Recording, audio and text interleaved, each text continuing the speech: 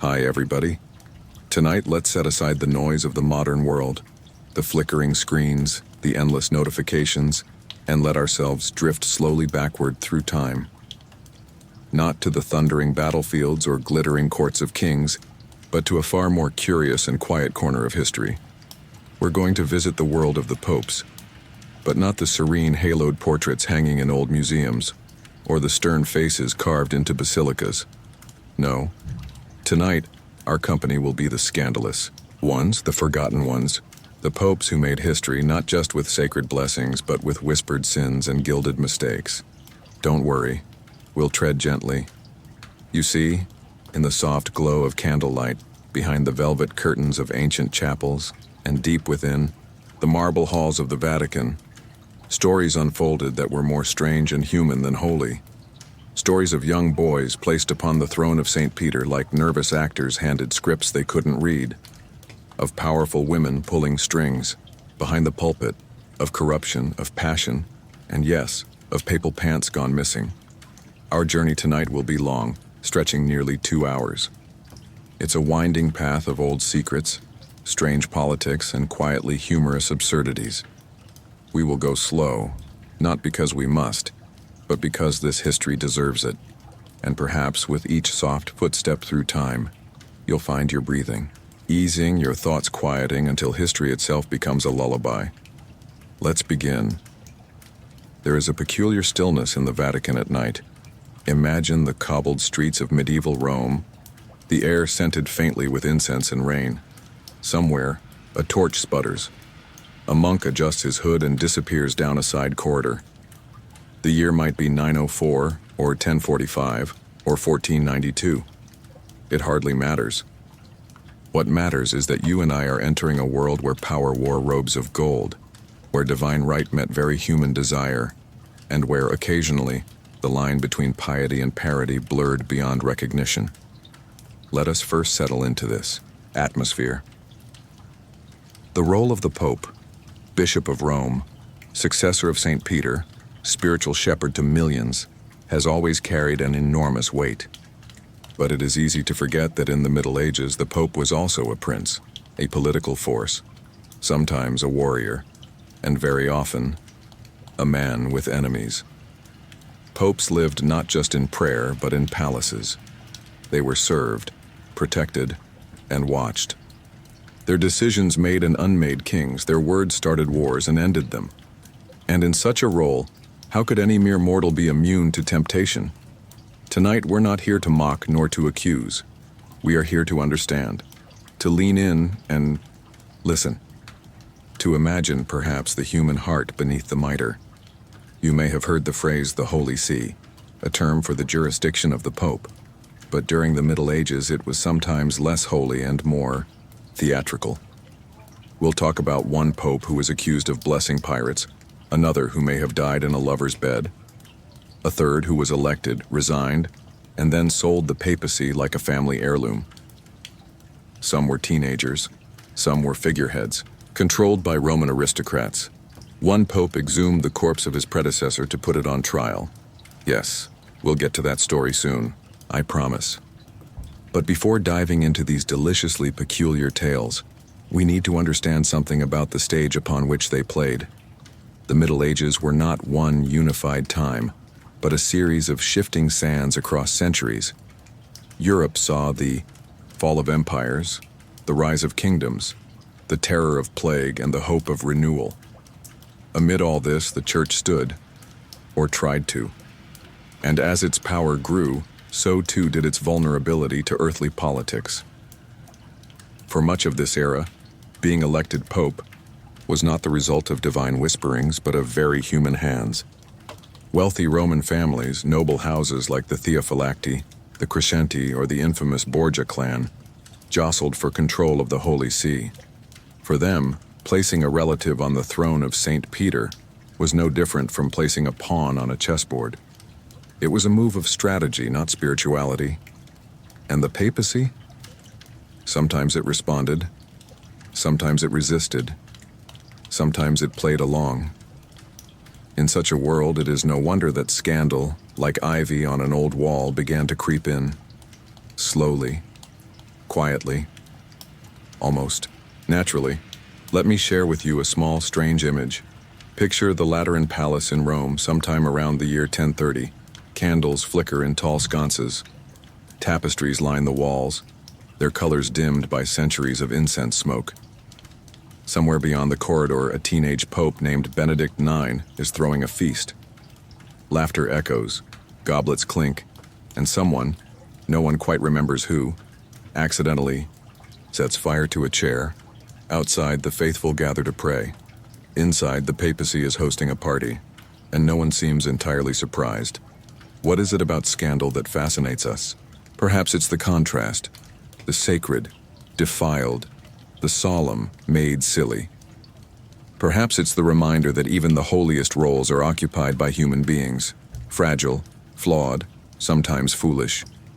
Or perhaps it's simply that history, when left alone too long, starts to whisper. And tonight, we will listen.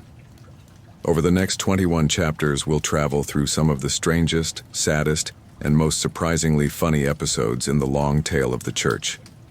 Not to mock, but to marvel. Not to judge, but to gently peer through the fog of time at what truly happened, or what might have happened. Each story is a soft stone on a winding path. Some will make you smile, others might make you sigh, but all of them, I hope, will lead you toward sleep. So let your mind rest now. Close your eyes if you haven't already. And when you're ready, we'll step quietly into the tale of Pope John XIII, the boy pope who loved everything except responsibility. But only if you're still awake. The night deepens, and perhaps now, with your head gently settled into your pillow and your breath growing even, we may press just a little further into the quiet corners of this curious story. Before we meet our first scandalous pope in full, before the names and misdeeds start tumbling from history's cupboard like dusty relics, let's pause for a moment and look at the thing itself. The papacy. The chair of St. Peter. That grand, solemn office at the center of Christendom that was, well, not always quite as solemn as it sounds. You see, the medieval papacy was something far more complicated and far more human than many imagine. It was holy. Yes. But it was also political, and theatrical, and fragile. It was not merely a pulpit from which a shepherd tended to his spiritual flock. It was a throne, one with soft cushions and sharp edges, surrounded by whispering courtiers, ambitious bishops, and the ever-watchful eyes of emperors, nobles, and schemers. Let us drift for a moment to the Rome of the early Middle Ages. The streets are uneven, the stones cracked by centuries of war and weather. The once mighty Roman Empire is long gone, and in its place is a city half ruined, half reverent. Pilgrims still come, of course. The tombs of martyrs are still kissed. But behind the incense and the relics, a quieter game is being played. That game? Power. The church in Rome, by virtue of St. Peter's grave and the weight of tradition, had grown powerful, enough to rival kings. And with that power came something inevitable: politics. Imagine a chessboard where every piece wore a cassock, where bishops made alliances, where cardinals plotted in candle-lit corridors, where the throne of the pope was not always given to the holiest man, but often to the best connected or the wealthiest or the most persuasive. The Holy Seat was not just a seat, it was a prize. And prizes, as history teaches us, are rarely won cleanly. In the 9th and 10th centuries especially, Rome became something of a theatrical stage, and the papacy a role passed not by the hand of heaven, but by the hand of family.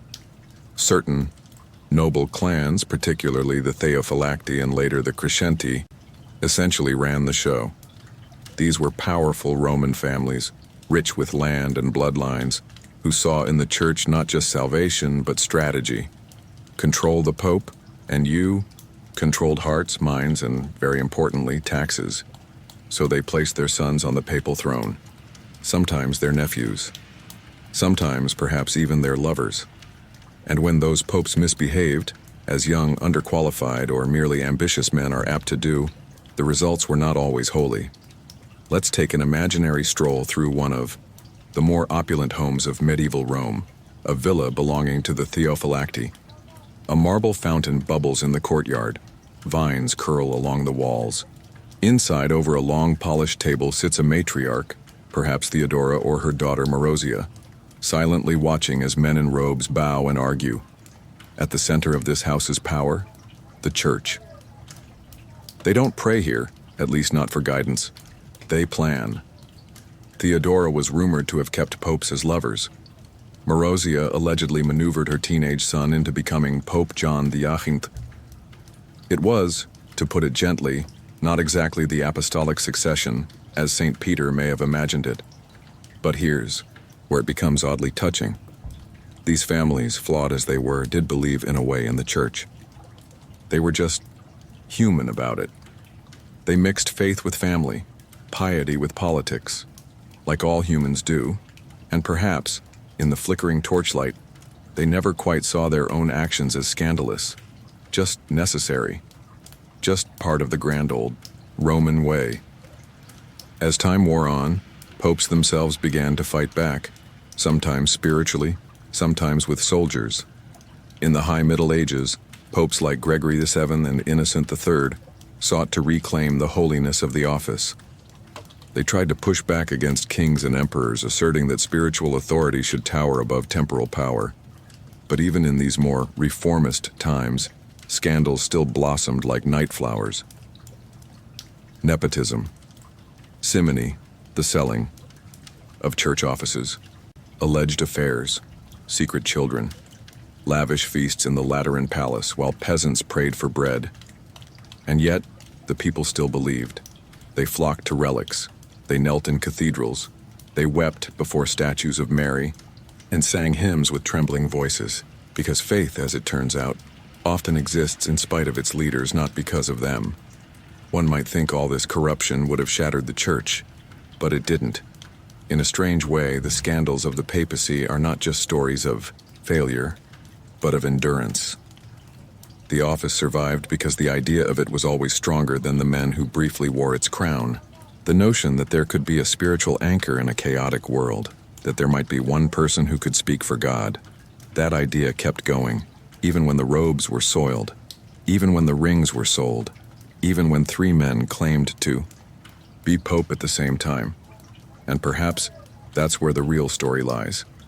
So before we meet our first infamous pope, the wild and willful John the 18th, let us remember the world he entered. A church powerful but vulnerable, sacred but sullied.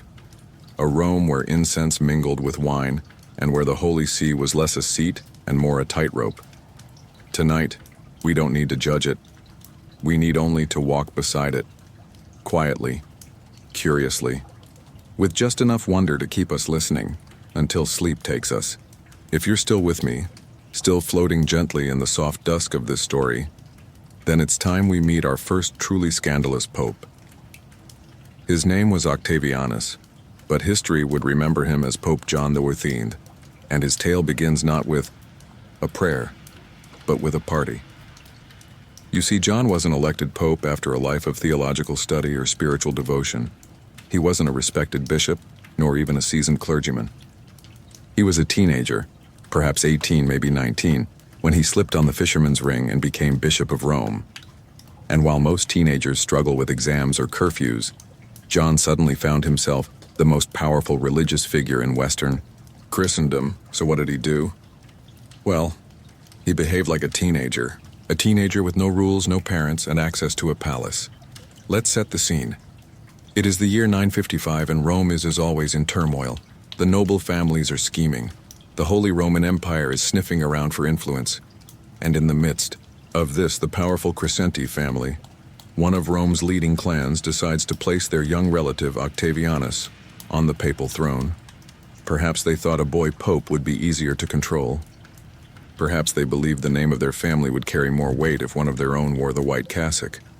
Or perhaps, and this seems likely, they simply didn't think much about what might happen next. And what happened next was quite the show. John the 18th quickly gained a reputation not for miracles or sermons, but for pleasure. He allegedly turned the Lateran Palace, the Pope's official residence, into what chroniclers called a brothel. Historians, some aghast, others almost amused, describe scenes of feasts and drinking, gambling and women, music echoing down sacred halls once reserved for prayer. He is said to have kept mistresses, seduced noblewomen, and even had affairs with widows who came to the Vatican seeking spiritual counsel. One chronicler from the time, Luitprand of Cremona, wrote with barely disguised horror, "He did nothing but fornicate, commit adultery, and murder." A little dramatic, perhaps, but not entirely without cause. It is important to pause here and take a breath, because as scandalous as these claims are, they are also deeply human. John was thrust into unimaginable power before he had even finished becoming a man.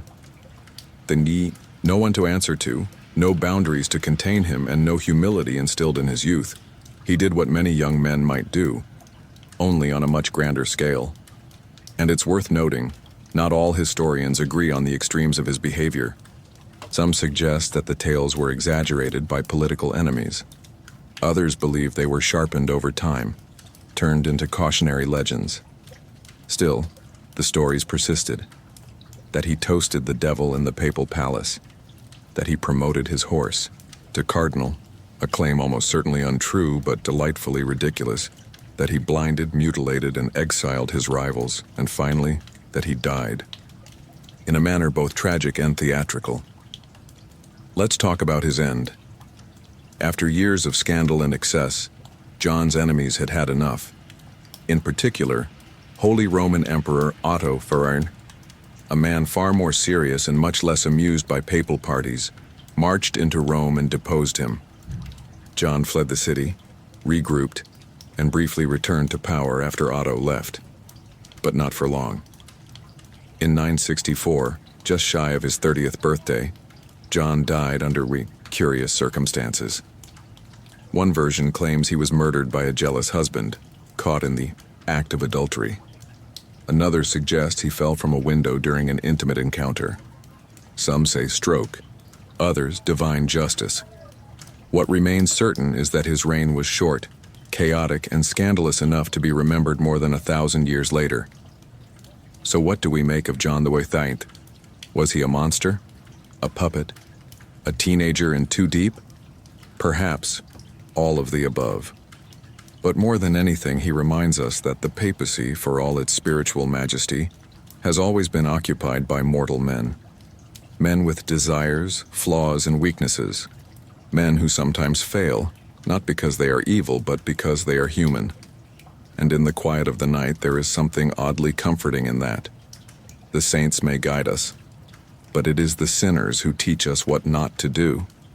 Let us leave John, thirty now, his golden cup still half full on forgotten banquet tables and his echo fading down marbled halls. We will remember him not just for his sins, but for the strange lesson he offers, that the Church, no matter how holy its mission, has always had to contend with the stormy seas of human nature.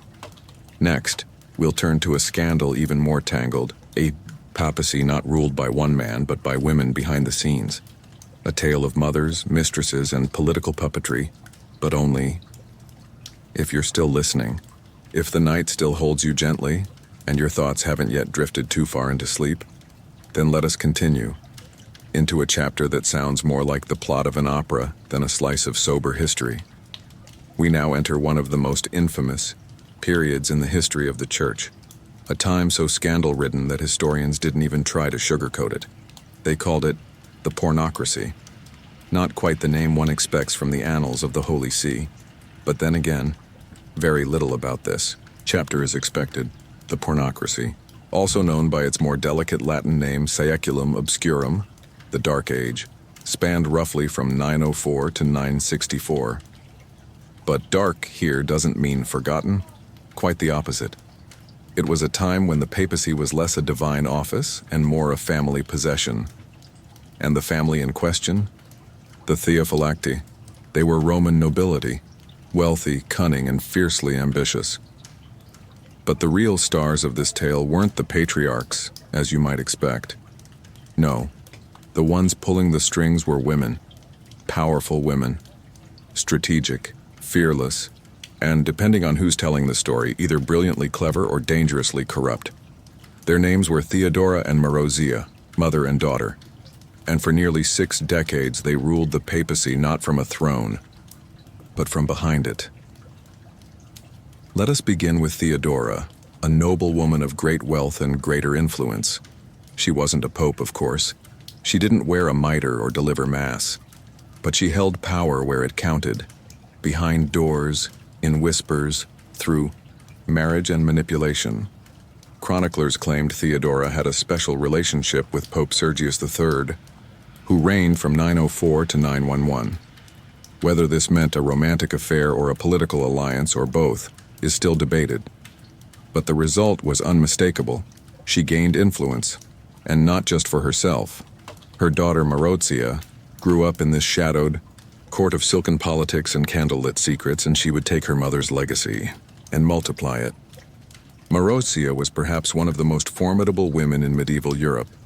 By the time she was a young woman, she had already married into the powerful Crescenti family and established herself as a political force.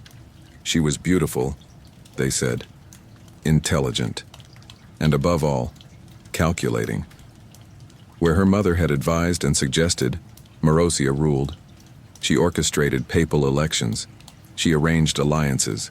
She is believed to have had Pope John X imprisoned, possibly even murdered because he did not align with her interests. And then, in a move worthy of the most dramatic court intrigue, she had her own son elected as Pope, John XI, at the tender age of 16. Imagine that, a mother placing her own child on the most powerful spiritual throne in Europe. If you listen closely, you can almost hear the rustle of her robes as she steps back, smiling into the shadows. Now, of course, not everyone approved. Later chroniclers, especially those writing from monastic traditions, described this era with disgust. They called it the rule of the harlots. They claimed the papacy had become a puppet show of lust and greed. But let us be gentle here. Marozia, like many powerful women in history, was often judged more harshly than her male counterparts. Yes, she schemed. Yes, she seized power. But was she truly worse than the men who poisoned, bribed, and warred over the same seat? Or was she simply better at it? We may never know for certain. What we do know is that her influence eventually crumbled. After a failed marriage alliance with King Hugh of Italy, she was betrayed, imprisoned by her own son, Pope John the Fiend, whom we met earlier. The wheel of history turned, and the iron grip of the Theophylacti finally loosened. But even in her downfall, Marozia left a legacy. She had installed popes. She had outwitted kings, and she had proven, beyond doubt, that the papacy, far from being a quiet spiritual retreat, was a throne worth fighting for, a throne that could be claimed not only with sermons, but with strategy. Tonight, as we drift through these tangled stories, it's tempting to shake our heads or chuckle softly at the idea of papal puppetry. But beneath the drama lies something more enduring. These stories remind us that power, whether in a church, a court, or a quiet Roman villa, is rarely straightforward. It shifts, it seduces, it shapes those who wield it. And sometimes those wielders are not the ones with crowns, but the ones who place them.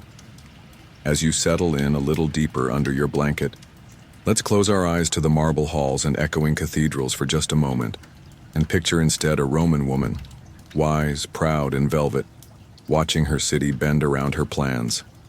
Her name was Marozia. She never wore a tiara, but make no mistake, for a time she was the true Pope of Rome. Next, we'll turn to one of her strangest legacies, a pope who wasn't just scandalous, but sold the papacy itself. But only if you're still awake. As the soft hush of night deepens around you, and the gentle weight of sleep begins to tug ever so slightly at your thoughts, let us linger just a little longer in the world of Marozia. For although her personal power would fade, her robes exchanged, for prison walls her whispers drowned by louder men, her legacy endured, not in books or monuments, but in blood. Marozia's descendants would sit on the throne of St. Peter. Her family would shape the papacy for decades after her downfall. And in a way few ever do, she carved a dynasty out of ambition, politics, and something eerily close to prophecy. Let's return briefly to that young boy she placed on the papal throne, John the Firnin. When John became pope in 931, he was around 16 years old, fragile in years but cloaked in immense power. Some said he was the son of Marozia and her lover, Pope Sergius III, making him not just a pope, but the child of a pope. Others claimed his father was Marozia's husband Alberic I, making the papal rise merely political. Whichever is true, what followed was predictable. John the X reigned. Or rather, he sat, because the real authority still was Marozia. But the wheel of history spins in silence, and soon enough, it turned. Marozia, ever ambitious, married King Hugh of Italy, hoping to make herself empress of the Western world. It was a bold move. Too bold. Her other son, Alberic II, resented Hugh.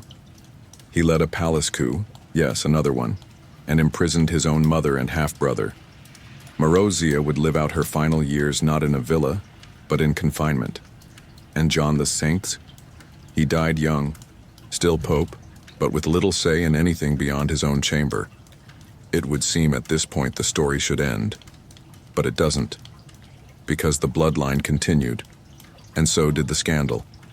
Alberic II, the same son who overthrew his mother, took control of Rome and ruled it as a secular prince.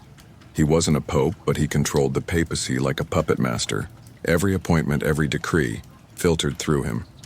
He even arranged for his own son, born from an unknown woman, to become pope. That child would grow up to be Pope John the X, the wild and wayward teenager we met earlier. And so, in a poetic turn, Marozia's grandson took the papal throne and burned the legacy she'd built in a fire of wine, women, and reckless youth. Let's pause for a moment. Close your eyes and imagine the Lateran Palace again, its marble halls, its ornate chapels. Within it now, 3 generations of a single family have risen and fallen. A mother who ruled through seduction, a son who seized Rome, a grandson who scandalized Christendom. The church, during this period, was not merely a place of prayer. It was a royal court, a battlefield, a family drama performed in Latin. But not every part of this dynasty was so sinful. There were moments of sincerity, acts of generosity, even whispers of reform. And here lies one of the great paradoxes of history, how the same bloodline could give rise to both decadence and devotion. How even within the most corrupted line, there lingered glimpses of goodness. Perhaps that is the lesson Marozia left behind, not one of morality or piety, but of complexity, of the way power bends even the holiest intentions, and how legacy rarely wears one color alone. In the years that followed, the papacy would swing back and forth between noble houses, emperors, and local factions. But the age of the Theophylacti, the age of Marozia, remained infamous. Even centuries later, chroniclers referred to it with a mixture of awe and horror. One monk wrote that Rome had been ruled not by priests, but by concubines. Another, more charitable, called it a necessary evil to preserve church independence from foreign kings. Whatever the truth, Marozia had left her mark. She had made the papacy a tool of the Roman aristocracy, and once that door had been opened, it would never fully close. As you drift now toward deeper sleep, perhaps with the soft sounds of imagined Roman fountains trickling in your mind, think of her, not just as a villain of church history, but as a woman in a world built to silence women. A woman who whispered loud enough to be remembered. She played the game of power better than most popes of her time, and though her name would be buried in scandal, her story was never truly forgotten. Next, we meet a pope even stranger than John. First, he one who sold the papacy, and then tried to buy it back, but that tale waits for you if your eyes remain open. By now, the weight of the blanket has surely grown a little heavier, the room a little quieter, your thoughts drifting somewhere between the past and a very comfortable present. So let us meet someone rather unusual, even by the papacy's already unusual standards. Tonight we meet Pope Benedict IX, notorious, curious, confusing, and possibly the only man in history to have served as Pope 3 times, and to have sold the position like one might sell a vineyard or a pair of worn-out sandals. Yes, he really sold the papacy. But as always, let's begin gently. Benedict IX was born around the year 1012 into the powerful Tusculani family, one of the great Roman houses that dominated the church during this time. His uncle had been pope, his cousins would be popes, and in the grand old tradition of aristocratic appointment, young Benedict, barely out of childhood, was placed on the papal throne in 1032. Estimates put his age somewhere between 11 and 20, though most lean toward the younger end. Imagine that. A boy in flowing white robes, seated in the Grand Lateran Palace, given authority over the souls of Europe. It was not a choice made for spiritual reasons. It was power, politics. The Tusculani, ensuring their grip on Rome, and Benedict, well, he did what young, wealthy, completely unrestrained boys sometimes do. He misbehaved. Stories about Benedict's lifestyle read more like a dark comedy than a papal chronicle. He was accused of adultery, theft, and even murder. His papal court allegedly resembled a Roman orgy more than a religious institution. One chronicler called him a demon from hell in the disguise of a priest. Of course, these tales may have been exaggerated. Medieval chroniclers often enjoyed dramatic flair. Still, where there is that much smoke, it is fair to suspect a fire. The people of Rome eventually had enough. Benedict was driven from the city by a mob and replaced briefly by Pope Sylvester III in 1045. But here is where things turn from scandalous to downright surreal. After a short exile, Benedict returned to Rome and reclaimed the throne, declaring Sylvester an anti-pope. He ruled again, but apparently the job wasn't to his liking. He had grown tired of the politics, the obligations, the endless pressure. Or perhaps he simply desired something more earthly. He wanted to get married. Yes, the Pope wanted to resign so he could marry a woman, a cousin no less. And so he did what no pope had done before. He sold the papacy. The buyer? His own godfather, Giovanni Gratian, a highly respected priest known for his piety. Gratian was appalled by the corruption and wanted to clean up the mess, so reportedly paying a substantial sum of money to Benedict. Though how much, we can't be sure. He assumed the throne as Pope Gregory VI. It was perhaps one of the strangest transfers of power in church history, and it raised some uncomfortable questions. Can a pope resign? Can the papacy be sold? Is divine authority transferable, like a title deed? The church had no answer. It had never happened before. But the story wasn't over. Shortly after Gratian became Gregory VI, another crisis erupted. Benedict changed his mind.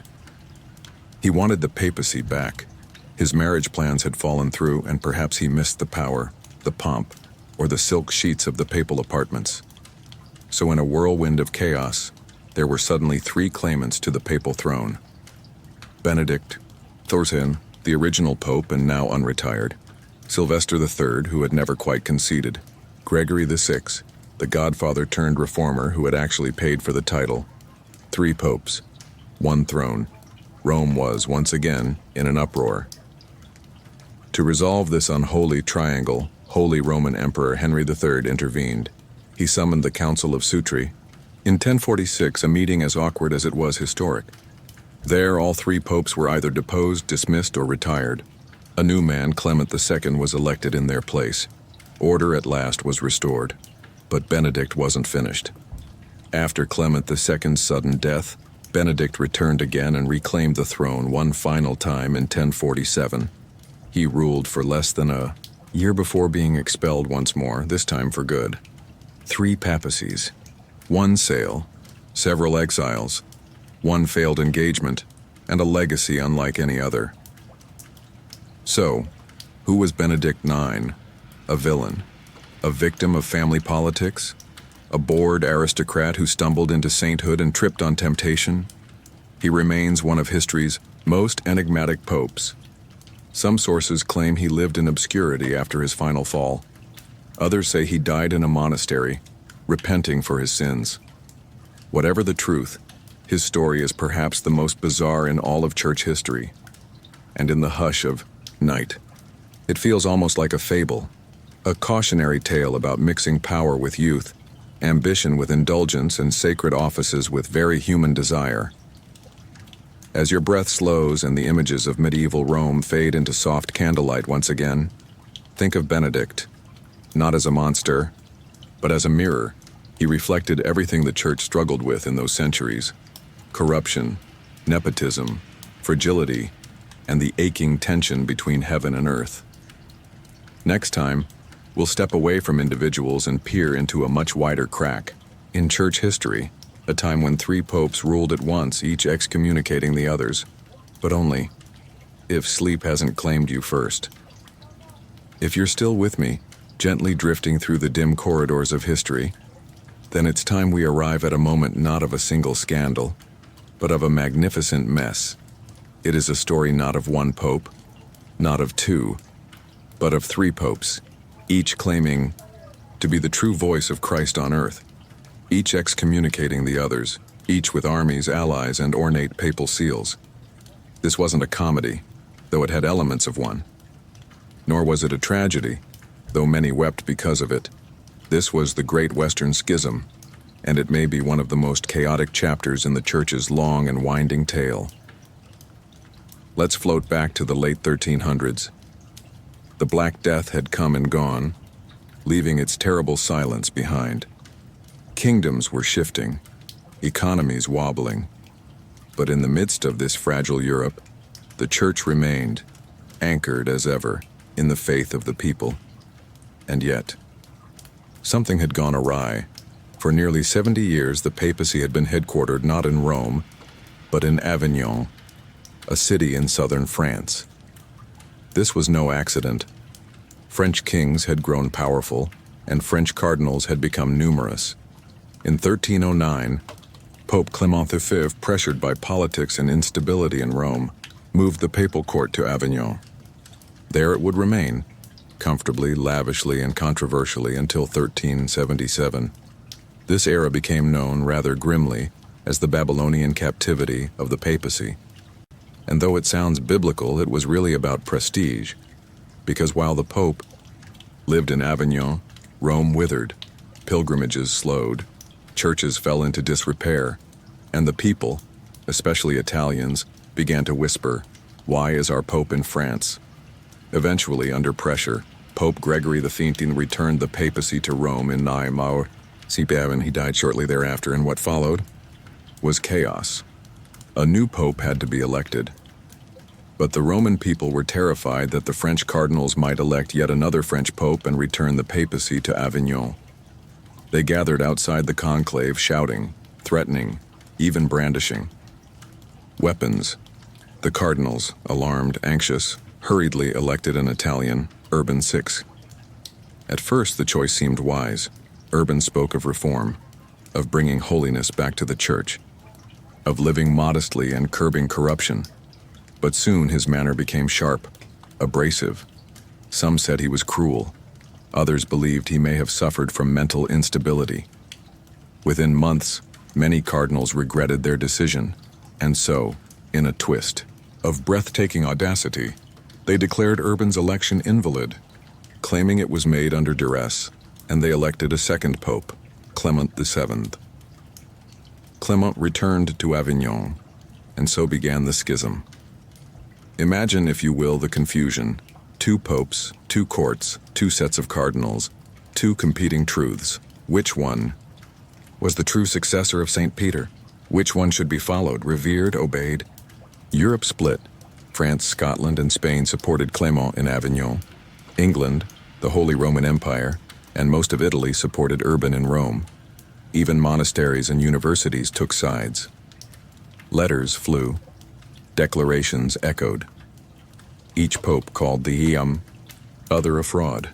Each claimed divine legitimacy, and the people were caught in the middle. This wasn't just a theological dispute. It was a deep spiritual wound. Imagine being a peasant in Burgundy, unsure which pope's blessing was valid. Imagine being a priest in Cologne, watching your bishop change allegiance overnight. Imagine dying, unsure if your last rites were even recognized in heaven.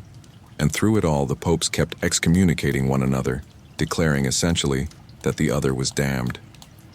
The faithful, meanwhile, just wanted peace.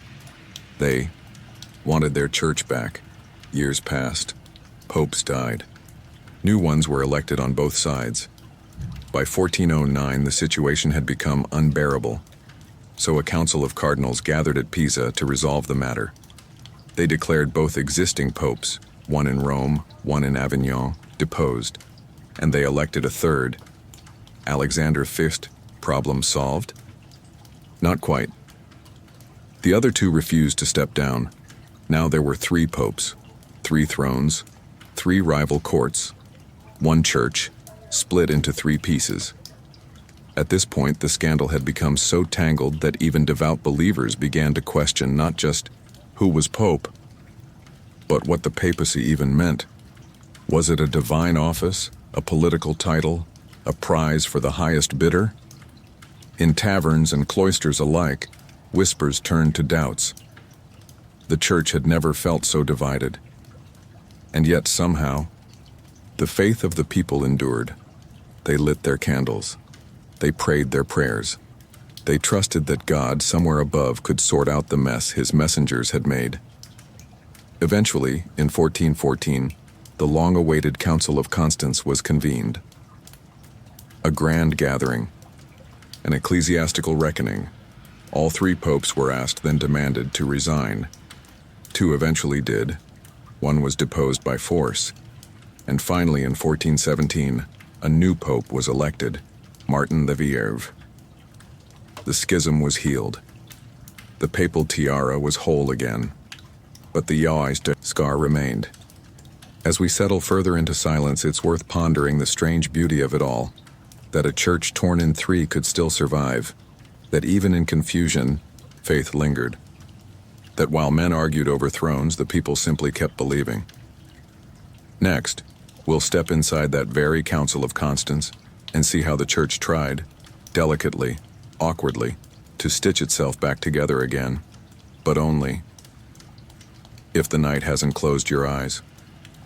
Now that we've passed through the tangled shadows of the Great Schism, with its 3 popes and spiraling confusion, it's time we arrive, softly, cautiously, at the place where the church tried to bind its wounds. This place was Constance, a small town nestled beside a quiet lake in what is now southern Germany. And in the early 15th century, it became the unlikely stage for one of the most significant and strangely serene chapters in church history. A chapter filled not with thunder or fire, but with parchment patience and a kind of spiritual exhaustion. This was the Council of Constance. And tonight, we walk its corridors. Let us begin gently. It is the year 1414. Europe is tired of papal politics, tired of theological finger-pointing, tired of not knowing who to believe. The Great Schism has stretched on for nearly 4 decades, enough time for an entire generation to grow up under conflicting popes, rival doctrines, and a creeping sense that the Church's foundation may never feel firm again. Theologians were weary, kings were impatient, and the faithful, those quiet souls who lit candles and whispered rosaries, were quietly heartbroken. They needed resolution. They needed peace. And so at last, under the urging of Holy Roman Emperor Sigismund, the Church convened a grand council. Picture it. Constance, wrapped in winter fog, its lake rippling quietly beneath gray skies. Delegates arrive slowly, clergy, scholars, nobles, on foot, on horseback, by boat. They carry scrolls and robes, Latin prayers and worn-out boots. They settle into stone halls and candlelit chapels. And for 4 years, yes, 4, they deliberate. For a brief moment, this little town becomes the beating heart of Christendom. The goal is simple on paper: heal the schism. But in practice, it is like trying to repair a ship while still sailing through a storm. At the time of the council's opening, 3 men still claim the papacy: John XXIII, the Pisan Pope, elected by the 1409 Council of Pisa; Gregory XIII, the Roman Pope, still holding on to a dwindling circle of supporters; Benedict XIII, the Avignon Pope, stubborn and increasingly isolated. None of them want to resign. Each claims legitimacy. Each has allies. And so the council proceeds delicately. They begin by addressing John XXIII, the Pisan Pope. John arrives at the council in grand fashion, robes flowing, attendants close behind. But beneath the grandeur, he is nervous. And rightly so. Soon, rumors emerge of misdeeds, corruption, even whispered crimes. The council, growing bolder, begins to question his conduct. Sensing danger, John flees, disguised, they say, as a common pilgrim. He is eventually captured and brought back to Constance. Faced with mounting pressure, he is deposed. 1 pope down, 2 to go. Next, Gregory XIII, the Roman Pope, does something extraordinary. He voluntarily resigns, quietly, humbly. He steps down not with drama, but with dignity, offering his resignation as a gesture of peace. It is a moment of unexpected grace. For the first time in decades, the Church breathes. But Benedict XIII, the Avignon Pope, refuses. He retreats to his stronghold in Spain, clinging to legitimacy, refusing to yield. And so, in a careful but firm decision, the council deposes him in absentia. 3 popes gone. The path is clear. And now, at last, in 1417, the council elects a new pope, Martin Vite. He is thoughtful, modest, and above all neutral. A pope with no ties to Avignon, to Pisa, to Rome's corrupted past. A pope meant not to dominate, but to heal. And in the candlelit churches of Europe, bells toll softly. The schism is over. But this council did more than settle a papal dispute. It also planted seeds of reform. Clergy were reminded of their duties. The sale of church offices, simony, was condemned. The need for periodic councils to guide the church was acknowledged, even if future popes would resist it. And beneath all the careful decisions, one simple truth began to emerge: that the church is strongest not when it wields a sword, but when it listens, when it gathers not just to rule, but to understand, when it allows humility to speak louder than pride. So as you drift now, perhaps to the sound of distant bells in your mind, picture the Council of Constance not as a battle, but as a long, slow exhale, a church after years of confusion, finally breathing again. The candles lit at night now flicker more steadily. The prayers no longer have to be translated through fear. And though scars remain, the path forward, just for a moment, feels clear. Next, we step into a different kind of scandal wrapped in velvet and sin, the story of Pope Alexander VI and the beginning of the Borgia legacy. But only if your eyes are still open. If you're still here with me, softly awake as night deepens its hush, then we are ready to enter a new phase of scandal, more elegant, more theatrical, and more richly embroidered in velvet and shadow. We are leaving behind the murky intrigues of medieval Rome and stepping now into the bright, gilded salons of the Renaissance. And there, seated amid silks and candlelight, is a pope who would become a legend of infamy. Pope Alexander III. Born Rodrigo Borgia, he was not merely scandalous. He was Renaissance scandal made flesh, clever, charming, corrupt, and unforgettable. And with him begins one of the most infamous family sagas in the history of the Church. Let's go slowly. Rodrigo Borgia was born in 1431 in the Spanish town of Chativa, but his path led quickly to Italy, thanks to his powerful uncle, Pope Calixtus III, who made young Rodrigo a cardinal at the age of 25. This was nepotism, of course, but no worse than what most noble families did at the time. And Rodrigo? He was good at the job, fluent in Latin, persuasive in court, skilled in diplomacy and finance.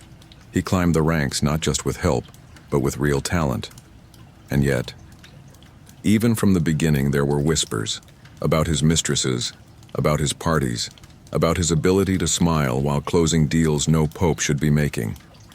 In 1492, after decades of quiet power, Cardinal Rodrigo Borgia became Pope Alexander VI. He was 61 years old, and from the moment the white smoke rose, Rome began to murmur. Because everyone knew what kind of pope he would be. Not a spiritual reformer, not a humble shepherd, but a man of the world, a man of the court, a man of the Borgias.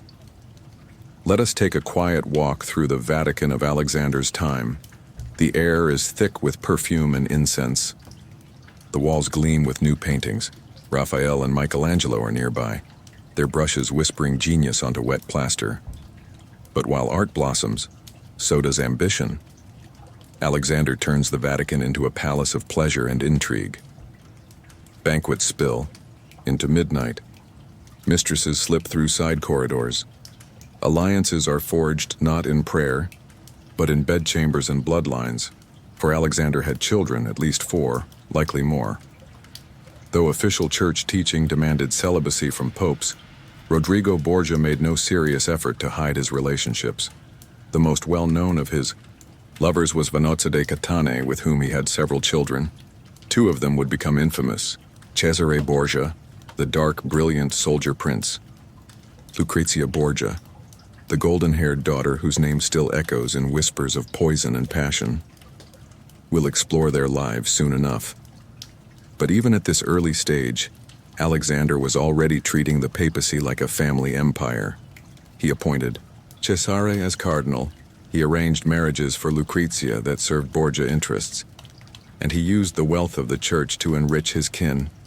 The corruption was so blatant that even seasoned cardinals blushed. Simone, the selling of church offices, reached new heights.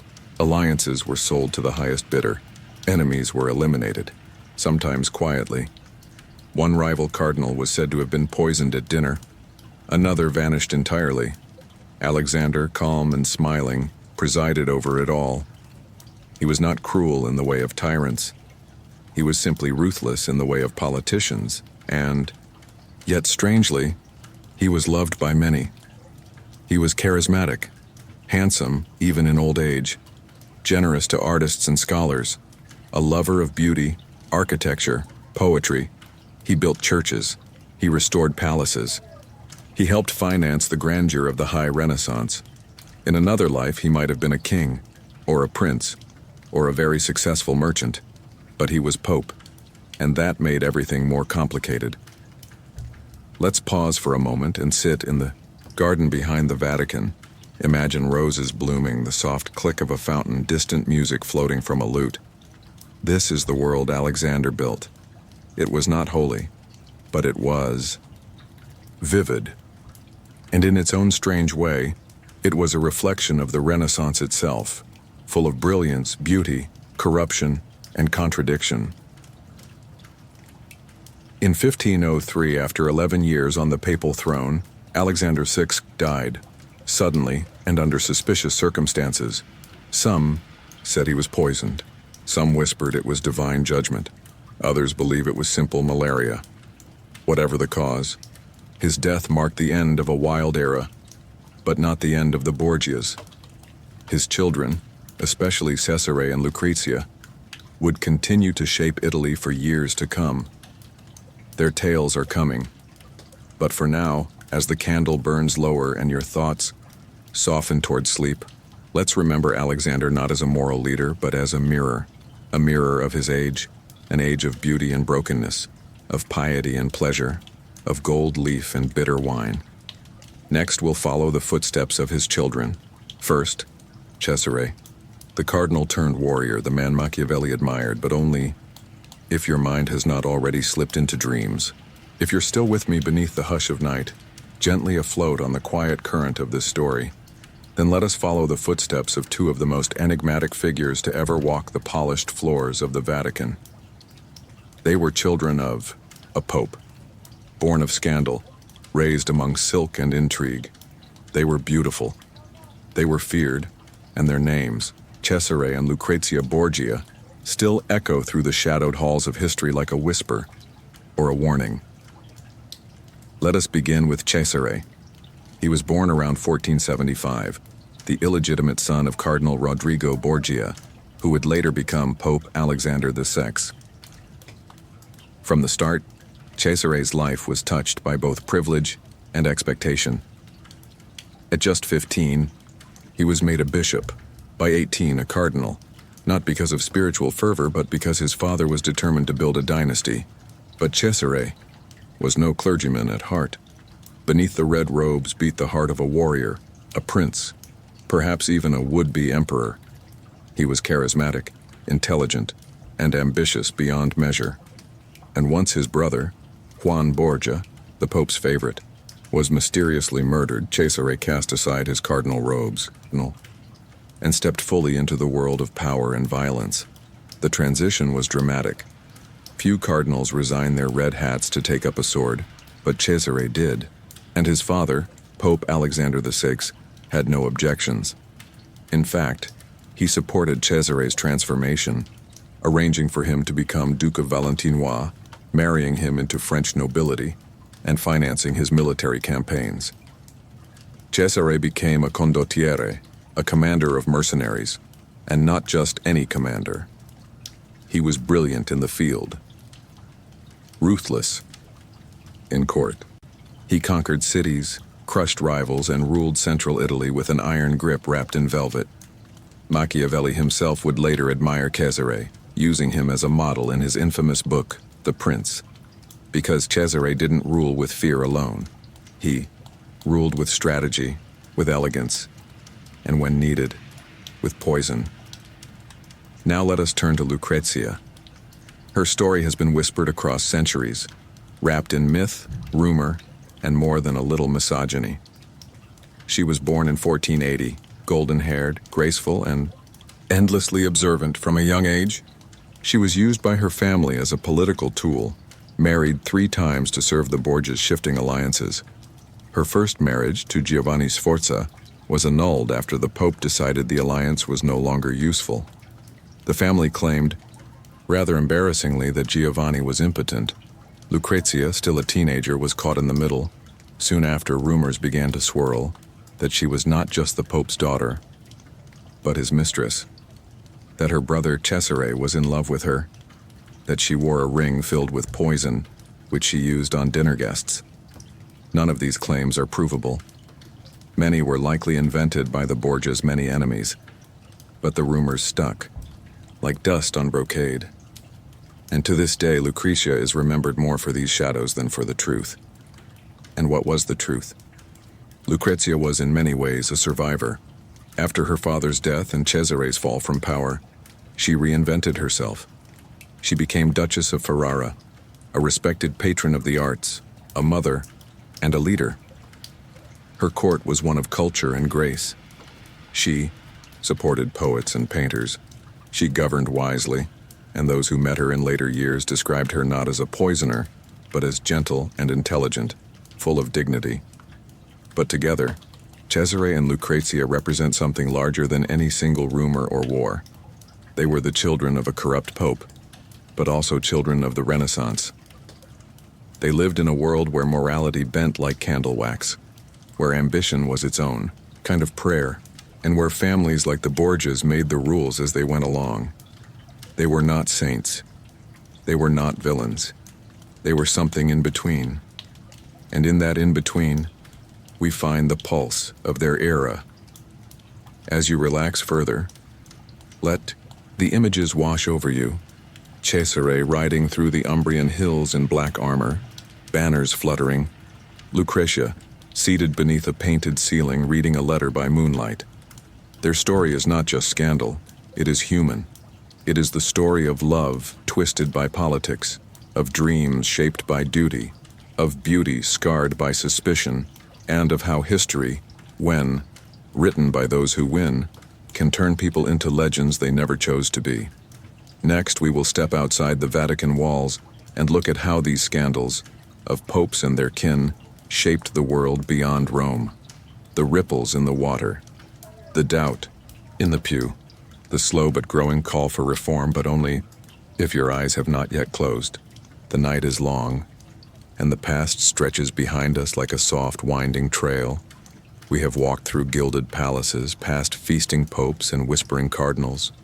We've met the Borgias, the boy popes, the papal puppets and poisoners. Now it is time to pause, to look not at a single man, but at what all those scandals left behind. Not the silk, nor the statues, nor the blood-stained rings, but the doubt, the echo, the quiet shiver in the soul of the faithful. Tonight, we begin the slow turn toward something greater than any one pope or family. We begin the road to reformation. Let us begin not with anger, but with weariness. By the early 1500s, the people of Europe had seen centuries of both splendor and corruption in the church. They had watched popes make war, bear children, sell offices, and feast in gold while peasants prayed in crumbling chapels. Still many believed. Still they lit candles, knelt before statues, clutched rosaries with trembling hands. But doubt, small, at first, had begun to grow. Not the kind of doubt that discards faith entirely, but the kind that asks questions. And those questions whispered across villages and cities alike. Why do bishops live in palaces while the sick beg at their gates? Why must the poor pay indulgences to rescue souls from purgatory? Why does God's voice sound so much like gold coins clinking in Rome? In Germany, in the low towns of Saxony and the vineyards of the Rhine, those whispers grew louder. Clergy were often ill-educated. Mass was still said in Latin, beautiful, but incomprehensible to many.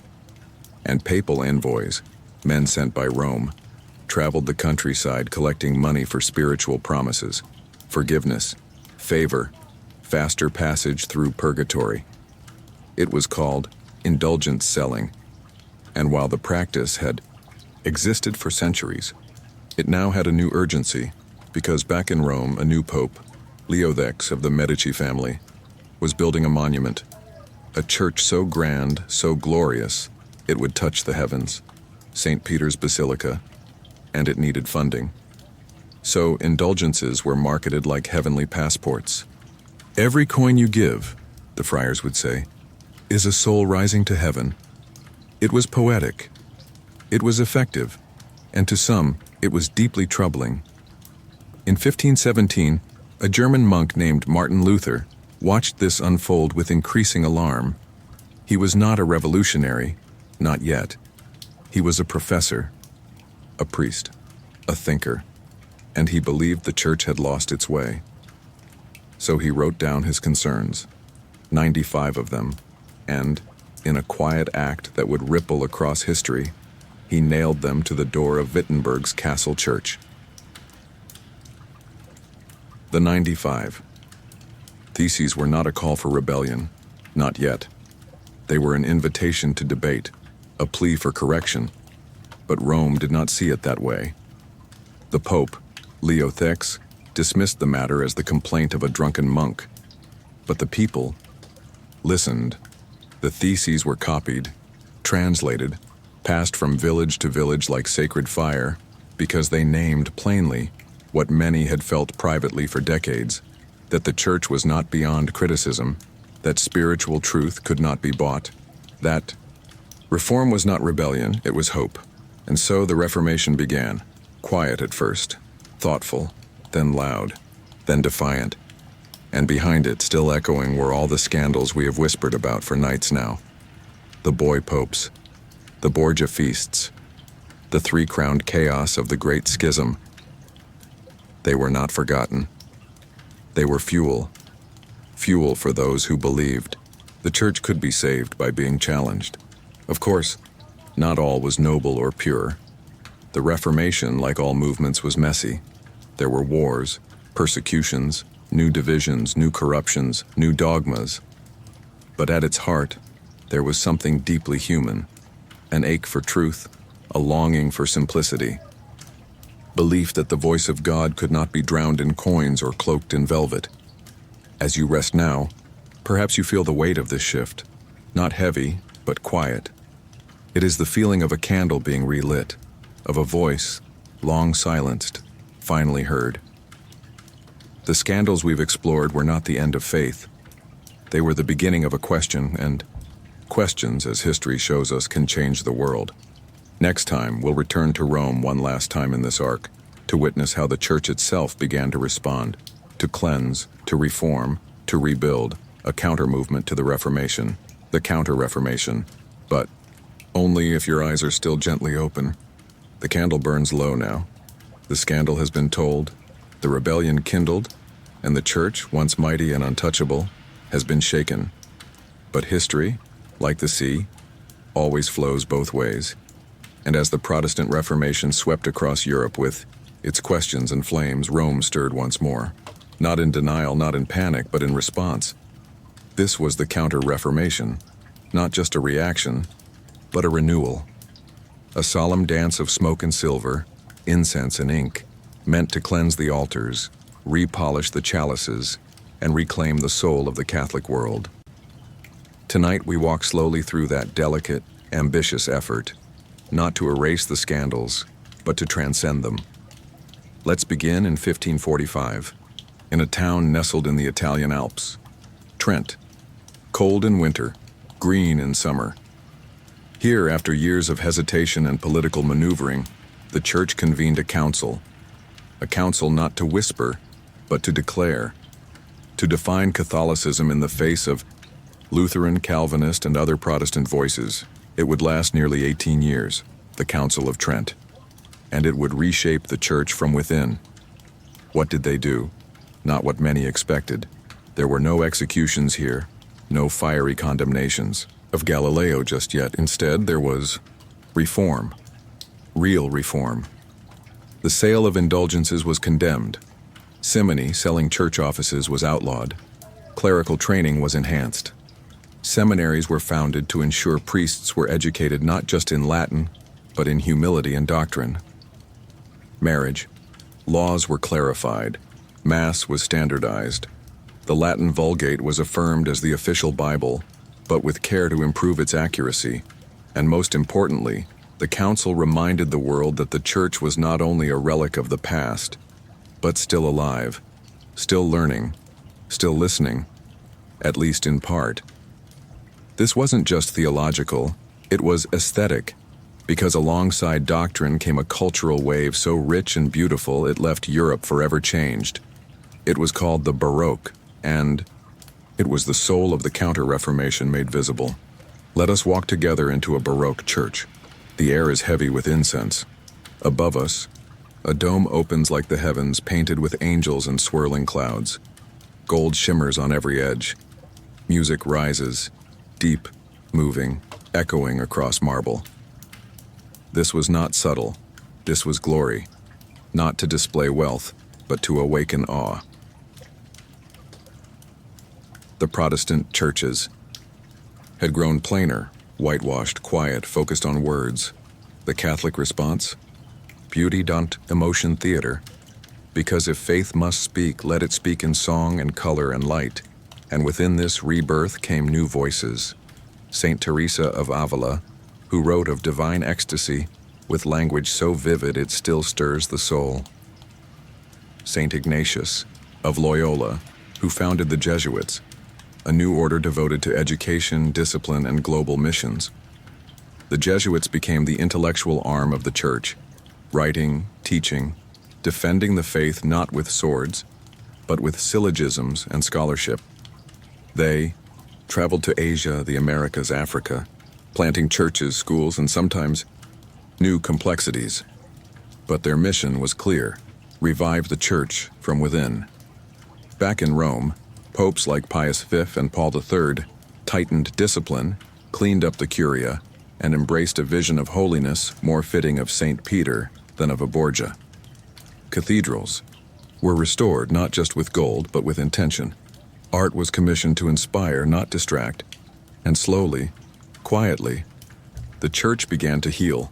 Not perfectly, not completely, but meaningfully. There were still shadows, of course. The Roman Inquisition grew sharper. The index of forbidden books was compiled. Dissent in some places was no longer debated, but silenced. And yet, Within these tensions, the Catholic world found a strange serenity. It became self-aware. It knew its flaws now. It had been bruised, but it was still standing, and perhaps more beautiful than before. So tonight, as your thoughts drift between smoke and silver, let's not think of the church as just an institution. Let's think of it as a body, one that had been wounded by ambition, by betrayal, by its own weakness, but also one that knew how to heal. Through art, through reflection, through soft, sacred silence. The scandal had burned, but in its ashes, the church wrote music, painted light, built cathedrals that felt like prayers.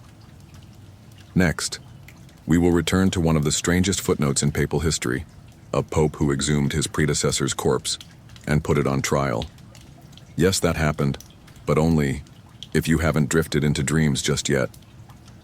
As we return once more to the soft hush of distant centuries, tonight we uncover a story that borders on the surreal, a tale so strange, so macabre, and so vividly symbolic that it almost feels as if it were dreamed, not remembered. But it is real. In the long and winding history of the Church, there are many trials. Some were whispered behind cloistered walls, others thundered from cathedral pulpits. But only once, in the shadowy heart of the 9th century, did a pope put a corpse on trial.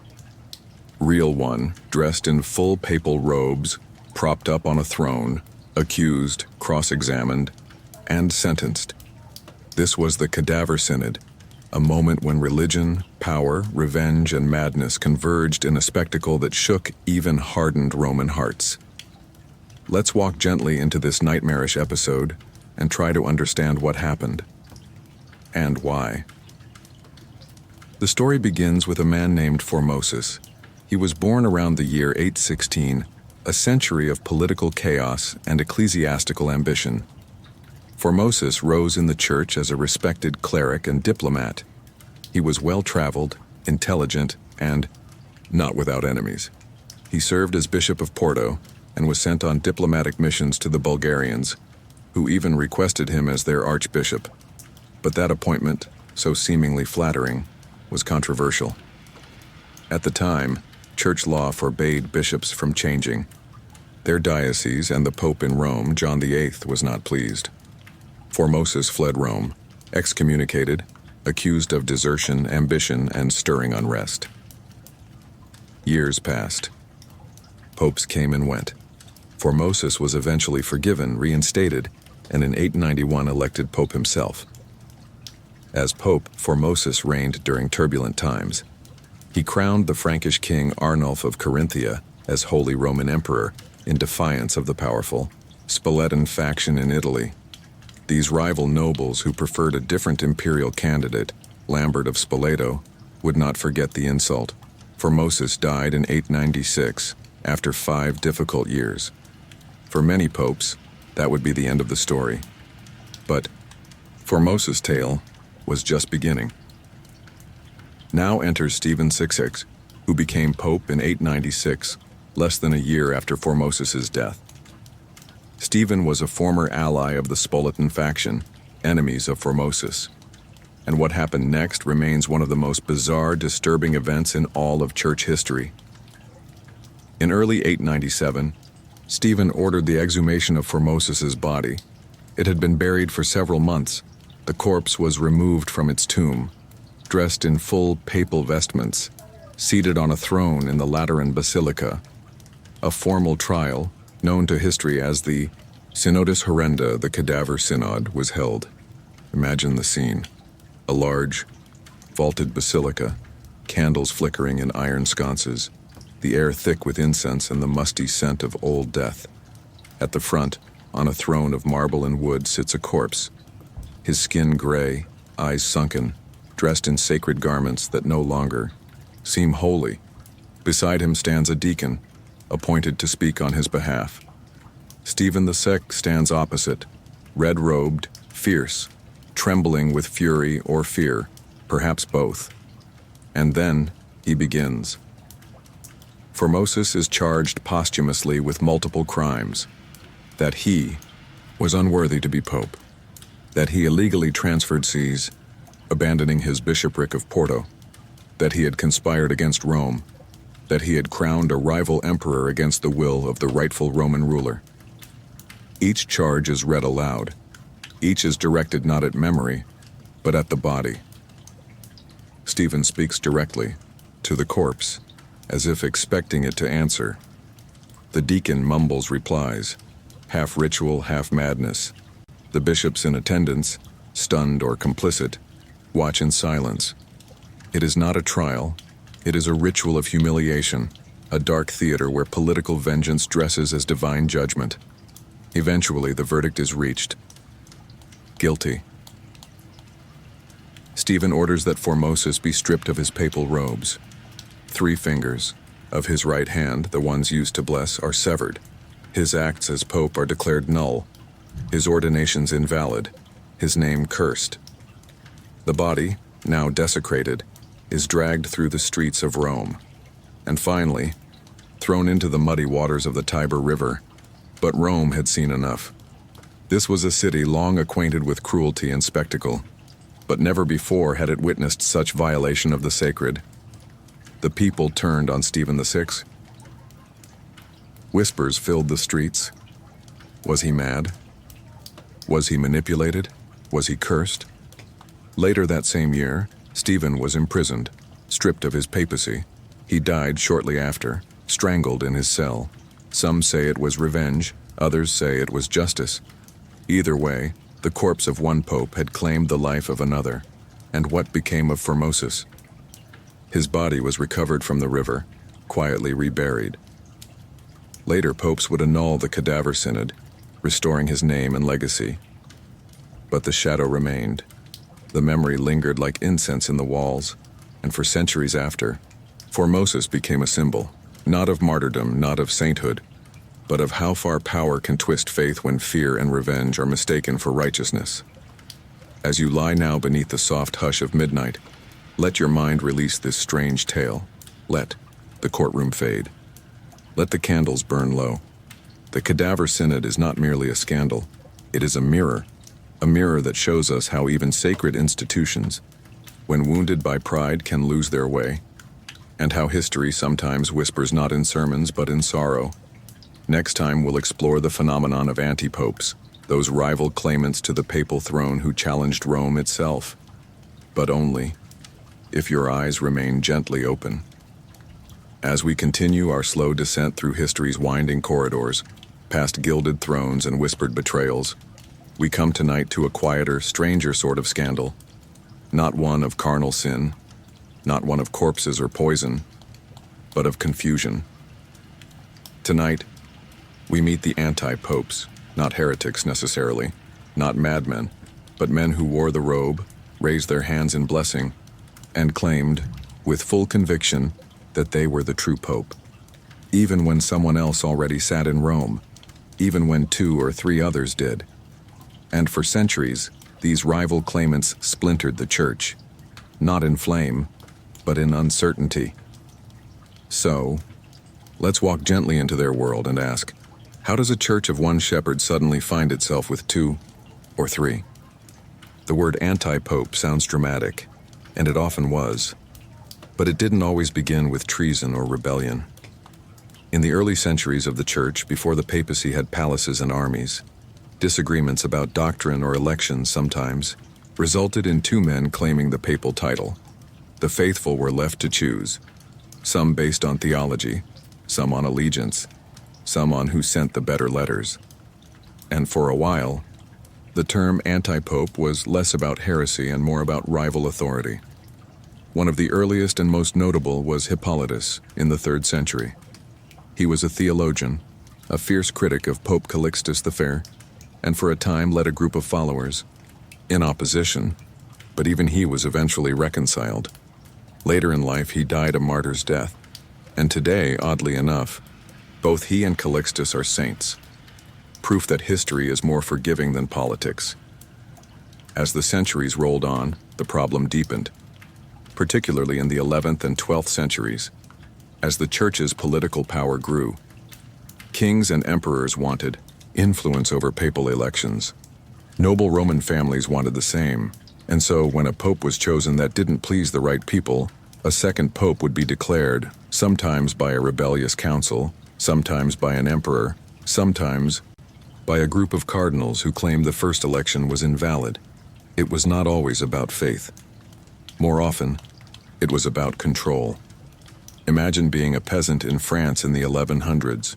You receive word that Pope Innocent II has been elected. But days later, another monk declares that a new pope, Anacletus II, is the true one. Both have banners. Both issue decrees. Both send emissaries. Which do you believe? Do you choose based on your local bishop's opinion, or based on which pope your king supports? These were not abstract theological questions. They shaped lives, marriages, excommunications, wills and sacraments. One of the most famous anti-popes was Clement III, installed in 1080 during the investiture controversy, a great clash between Pope Gregory VII and the German Emperor Henry IV. Gregory demanded that only the Church could appoint bishops. Henry disagreed, and in retaliation, named his own pope. Gregory was forced to flee Rome. Clement III entered the city with armed troops and was crowned. To many he looked and acted like a real pope. He gave blessings, appointed bishops, ruled the city. But history now remembers him as an anti-pope, because ultimately his claim was undone, his authority retroactively denied. And then came the Great Western Schism, which we visited together in an earlier night's tale. A time when three men, each claiming divine legitimacy, all wore the tiara, each had their followers, each had their cities, each excommunicated the others. And even centuries later, historians still debate which of them, if any, should be numbered as the true pope. Some lists include the popes of Avignon, some do not. Some renumber later popes to erase the schism's echo. It is an alphabet of confusion, of faith trying to sort itself in real time. Anti-popes didn't always fade into oblivion. Some held power for years. Some had larger followings than the true pope, and others quietly disappeared, buried under the weight of time. But all of them reflect the same truth, that even the Church, in all its might and robes and rituals, is made of people, and people, as we've seen, can disagree, even about the voice of God. Tonight we may wonder, was there ever a moment when two popes believed, completely and earnestly, that they were both chosen? Perhaps more than one. History is not always a courtroom. Sometimes it is a cloudy mirror. And in those mirrors, popes and anti-popes alike have stared at themselves and seen the face of righteousness. As your thoughts settle now, deeper into night let the image soften, not of swords or schisms, but of two men across a continent, each kneeling in prayer, asking the same God for wisdom, each believing the other must be wrong. Neither holy villain, neither holy right, just reflections of an age trying to decide what truth even looked like. Next time, we'll meet the man who began modern papal diplomacy, a Renaissance pope who turned the Vatican into a world power, not with scandal, but with strategy. Pope Julius. Post the warrior pope, but only if you're still gently awake. Now that we've walked with ghosts, with rival popes, with scandal wrapped in silk and incense, it's time for a different kind of story, a story of boots in the mud, of war horses near basilicas, of a pope not in quiet prayer, but in shining armor. Tonight, we meet Pope Julius II, known not for poetry or piety, but for battlefields and diplomacy. He was called the warrior pope, and while he scandalized some, he inspired others, because his ambition, unlike that of the Borgias or the anti-popes, was not only personal, it was architectural, political, national. So let us return now to Renaissance Italy, to a land of splintered city-states, foreign kings, and church bells drowned out by drums, and walk beside the man who wore the papal white and rode to war. Julius II was born Giuliano della Rovere in 1443, into a modest, noble family from Liguria. But modest is not how history would remember him. From an early age, Giuliano rose quickly, thanks in part to his uncle, Pope Sixtus V, who made him a cardinal at the age of just 28. It was nepotism, yes, but also preparation. Giuliano learned politics like a native tongue. He traveled across Europe. He negotiated with kings. And in 1503, after the death of Alexander VI and a brief papacy under Pius III, Giuliano was elected pope. He took the name Julius II, evoking Julius Caesar, and not by accident. Because unlike his immediate predecessors, Julius did not come to indulge Rome. He came to command it. Where Alexander VI had ruled by family, and Innocent III by doctrine, Julius ruled by force. He was large, silver-bearded, and famously ill-tempered. He cursed like a soldier. He threatened like a general, and he wore battle armor, beneath his papal vestments literally more than once. He led armies into battle in person on horseback, with banners waving the keys of St. Peter. To him, the papacy was not just a spiritual role, it was a kingdom, and he would defend it like any prince. But Julius was not merely a warrior. He was also a patron, one of the greatest in history. It was he who commissioned Michelangelo to paint the ceiling of the Sistine Chapel, not because Julius sought beauty, but because he understood legacy. He tore down the crumbling old Basilica of St. Peter's and began what would become the new St. Peter's Basilica, the very heart of the Vatican we know today. He hired Raphael, Bramante, and other masters because he believed Rome should not just dominate, it should dazzle. Julius was complex, a contradiction, a pope who excommunicated enemies with one hand and funded frescoes with the other. He fought the Venetians, the French, the Borgias, and the Holy Roman Emperor, each in turn, each with strategy. As fierce as any general.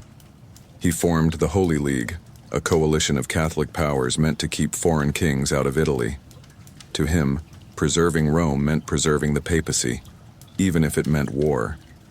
His contemporaries were divided. Some admired him, Machiavelli among them, praising his decisiveness. Others feared him, accusing him of turning the church into a kingdom of swords. The satirist Erasmus, watching from the safety of Holland, wrote a scathing fictional dialogue in which Julius, after death, is refused entry to heaven for confusing earthly ambition with divine mission. And yet, Julius believed in what he did. To him, God's work needed walls, borders, strength, and if the Pope could not protect Rome, then who could? He died in 1513, after 10 turbulent years as Pope, but his legacy lived on, in stone, in paint, in the very shape of the Vatican, and ironically, in the fire that would come soon after, the Protestant Reformation. Because while Julius rebuilt the walls of Rome, he left cracks in its soul. He funded glory through indulgences. He made the papacy seem more like a monarchy. And when Martin Luther nailed his theses to the church door just 4 years after Julius's death, some would trace the origins of that hammer strike to the marble halls Julius commissioned. But tonight we don't judge. We remember. We picture a man in white, not kneeling in prayer, but riding across the Umbrian hills, sword at his side, eyes fixed on the city of St. Peter. He was not holy, in the way saints are holy. He was holy in the way mountains are holy, stubborn, stone-hearted, and unforgettable. As you drift now into the velvet edges of sleep, remember this, that power and faith are not always friends, but sometimes, in strange moments, they sit at the same table, and history is what happens when they argue. Next time, we'll visit the tale of a pope who faced an empire and changed the calendar, a scholar, a reformer, a quiet revolutionary. Pope Gregory the Themed and the Gregorian calendar, but only if your dreams have not already begun. In the dim hush of history, when candlelight glimmers off ancient manuscripts and the world seems measured by the silent march of days, one pope looked at time itself and said, "We must adjust the clock." Tonight, let us gently follow the footsteps of Pope Gregory the the man who reformed the calendar and, in doing so, quietly reshaped the rhythm of everyday life. He was a man of letters, a lover of order, and a believer that even time could be refined. In a way, he was not scandalous like some of his predecessors, but his legacy rippled across centuries and across all corners of the globe. Picture a study lined with dusty books, vellum scrolls piled in soft piles, and a brass astrolabe resting beside an open window. Moonlight spills through the lattice, illuminating the face of a man bent over numbers and stars. This was Ugo Boncompagni, born in 1502 in a small Italian town. He loved law, learning, and the precise movement of celestial bodies. But by the time he became Pope Gregory III in 1572, he was already wrestling with a problem that had trailed humanity since time began: the misalignment of the calendar with the heavens. As Gregorian timekeepers of today, we rarely pause to marvel at the calendar in our hands, but in the 16th century, the rhythm of days mattered.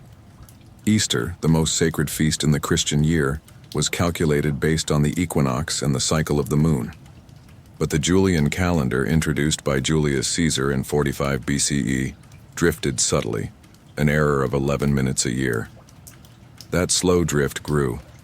By the 1500s, spring celebrations were slipping away from their rightful place. Lent was occurring in winter. Easter met snow in northern lands, people noticed. Scholars noticed. And some murmured that Christ's resurrection, timed to the cycle of nature, was being misplaced in time itself. For Gregory, that was unacceptable. He assembled a group of astronomers, mathematicians, theologians, scholars like Christopher Clavius, a brilliant German Jesuit who dreamt in circles of the sun. By candlelight and dawnlight they calculated, measured, debated. And in 1582, things changed. On October 4th, under orders of Gregory, the next day would be October 15th.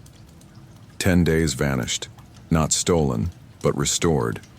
It was the oldest missing time in history. Who noticed? In Rome, the churches chimed again at dawn. The lines of pilgrims did not falter. In Spain and Portugal, two devout Catholic countries, the shift was accepted mostly without protest. But in other lands, Poland, Italy, France, it took months. In Protestant Germany, hesitation. In England, resistance lasting nearly 2 centuries. That is why today, some calendars still show the old date as Old Style, Julian, and the new one as New Style, Gregorian. So what started as administrative precision became something more, a quiet moment of authority, of faith intertwined with science. It was not forceful or firebrand. It was measured, gentle, elegant. Perhaps the most revolutionary act a pope could make was to rearrange the very days we live by. But Gregory's papacy was not just about clocks, it was about knowledge. He reformed the Roman Curia, centralizing authority and regulations. He funded missions across oceans into the New World, supporting Jesuits who traveled to the Americas, Asia, and Africa. He established seminaries to train priests, men who understood theology, scripture, and the world beyond Rome. He consecrated cardinals based on merit, not nepotism, though criticism remained that his reforms didn't fully uproot old habits. In art and architecture, he left a quieter but lasting mark. He supported the work of Giacomo della Porta, who finished Michelangelo's dome at St. Peter's. He commissioned new papal buildings, spaces of light and law, meant to reflect the renewed mission of the Church. And in sacred music, where voices rose like incense in Baroque chapels, he supported composers whose melodies sought harmony between reason and devotion. Of course, not everyone welcomed change, anti-Catholic. Voices saw the reforms as papal overreach. Calendar debates became symbolic of wider tensions between old and new, tradition and innovation, secular and sacred. In Elizabethan England, Catholics who adopted the new calendar were accused of conspiracy. In Orthodox Russia, they wouldn't switch until the early 20th century, prompting festivals to drift in calendar and culture. Yet, the reform endured. Perhaps the most beautiful part of Gregory's legacy is its silence. No crowds rioted, no wars. were fought. No scandal marred his name, just 10 days disappearing, a people waking back into rhythm, and centuries of calendars that follow his lead. So tonight, as your own watch ticks softly beside you, think of the gentleness of real change, how no blade raised its voice, how no palace burned, how a few scholars, a pope with patience, and a willingness to measure the heavens, made time itself more true. As you rest beneath the quiet hush of time, we come now to a story of contradiction, a story of brilliance and blindness, of poetry and persecution. Tonight, we meet Pope Urban VIII, a man who loved art, commissioned beauty, wrote verses in Latin, and yet, perhaps more than any pope before him, became entangled in a conflict between faith and science. This is the story of the Baroque papacy, of marble facades, echoing choirs, and a man named Galileo. Urban VIII was born Maffeo Barberini in 1568 into a wealthy Florentine family. From the start, he was destined for high office, not through mere fortune, but through the sheer force of learning and culture. He studied law, mastered the classics, and rose swiftly through the church's ranks. By 1623, in the shadow of the Sistine Dome, he was elected pope. He took the name Urban, a sign of refinement, of civic care, of dignity and governance. But what followed was a reign full of splendor and storms. Let us begin with beauty. Urban was a lover of art. He supported Gian Lorenzo Bernini, the sculptor-architect who would come to define the soul of Roman Baroque. Together, they reshaped the very face of the Vatican. It was Urban who commissioned the great baldachin, the bronze canopy over the altar of St. Peter's, its twisting columns rising like incense frozen in metal. He supported music, architecture, poetry. He dreamed of Rome as the center not just of faith, but of taste. And in many ways he succeeded. The Rome we walk through today, grand, theatrical, golden, is shaped more by Urban's vision than by any other single man. But art, as always, walks beside power. And Urban was not content with beauty alone. He waged wars to defend papal territory. He elevated Barberini family members to powerful positions, sparking accusations of nepotism. Critics joked, what the barbarians didn't do, the Barberini did. And yet his greatest legacy, perhaps his most painful one, was his relationship with science. Specifically, one man, a friend, a thinker, a stargazer named Galileo Galilei. When Urban became pope, he and Galileo were allies. Urban admired Galileo's brilliance. He had read his works, invited him to Rome, and encouraged discussion of the heavens. But Galileo's telescope showed troubling things. Moons circling Jupiter, phases on Venus, sunspots, imperfections in the great celestial dance. Most of all, Galileo championed the heliocentric model, that the Earth revolved around the sun, a theory proposed by Copernicus, but still controversial. The Church had not yet formally condemned heliocentrism, but many considered it heretical. Scripture, after all, spoke of a stationary Earth. Galileo believed science and faith could coexist. He believed observation was a form of worship. Urban believed perhaps the same, until pride intervened. In 1632, Galileo published a book, Dialogue Concerning the Two Chief World Systems. It was written as a conversation between three characters. One of them, a simple-minded man named Simplicio, parroted the views of those who believed the earth stood still. To some, Simplicio seemed a mockery of Urban himself. A pope portrayed as a fool, Urban felt betrayed. And in the machinery of church politics, wounded pride can become doctrine. Galileo was summoned to Rome, tried by the Roman Inquisition, forced to recant his views. He was not tortured, but was threatened. He bowed his head, accepted the verdict. He spent the rest of his life under house arrest, writing still quietly under watchful eyes. And Urban, he never forgot the sting, nor did he revisit the question of science again.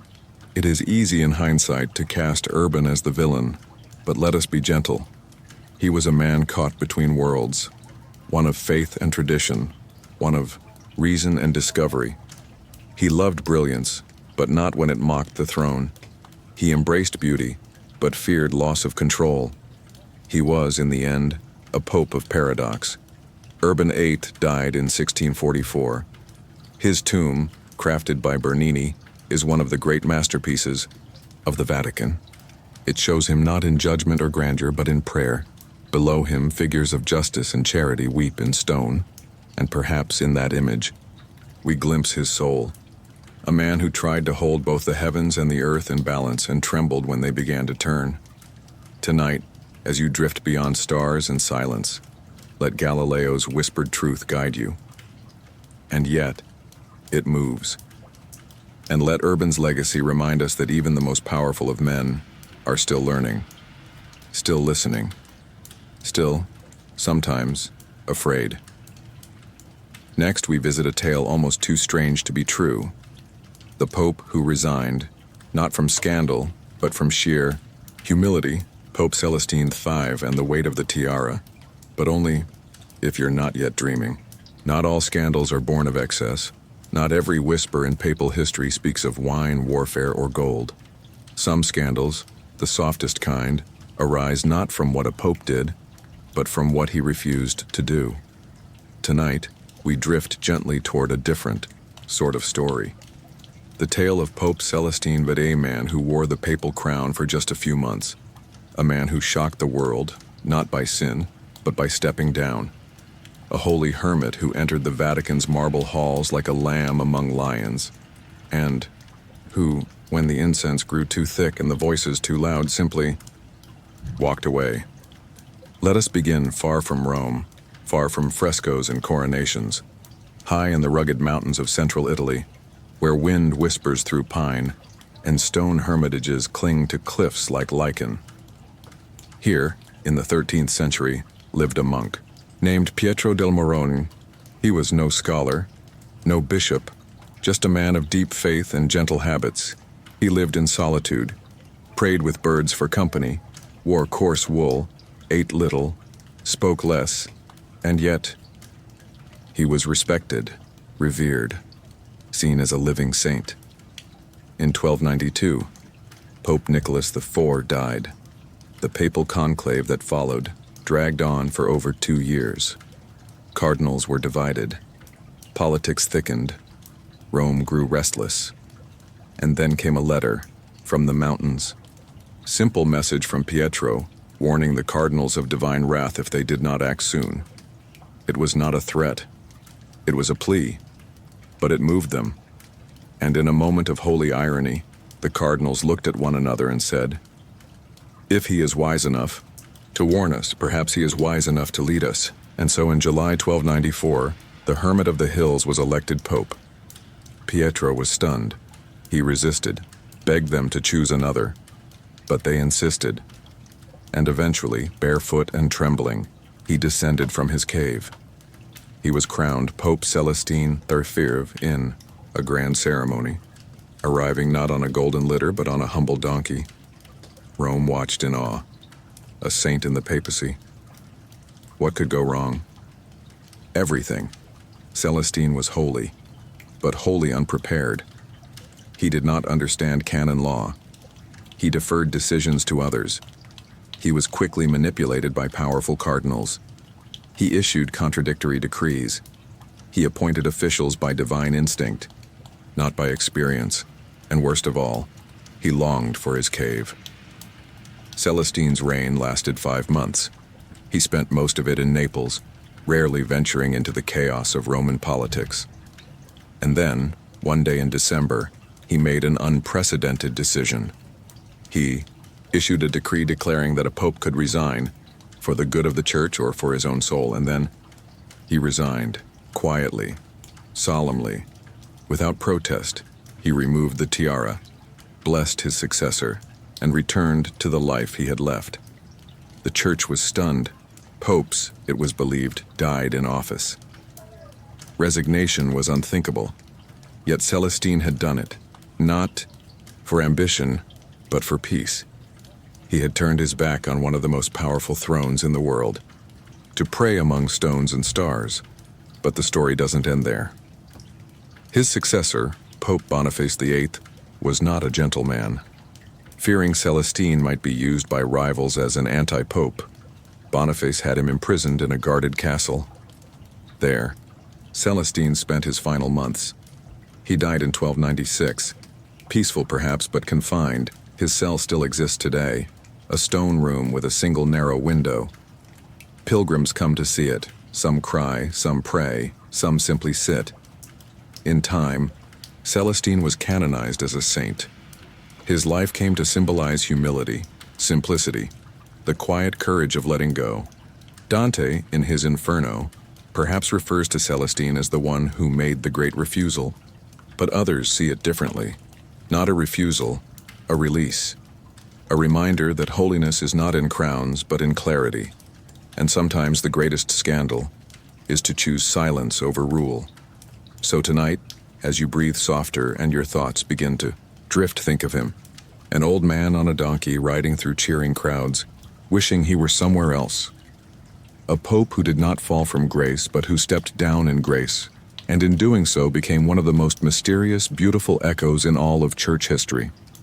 Next time, we'll climb back into grandeur with a pope who witnessed revolution, crowned an emperor, and struggled with the winds of a modernizing Europe, Pope Pius VII, and his uneasy dance with Napoleon Bonaparte.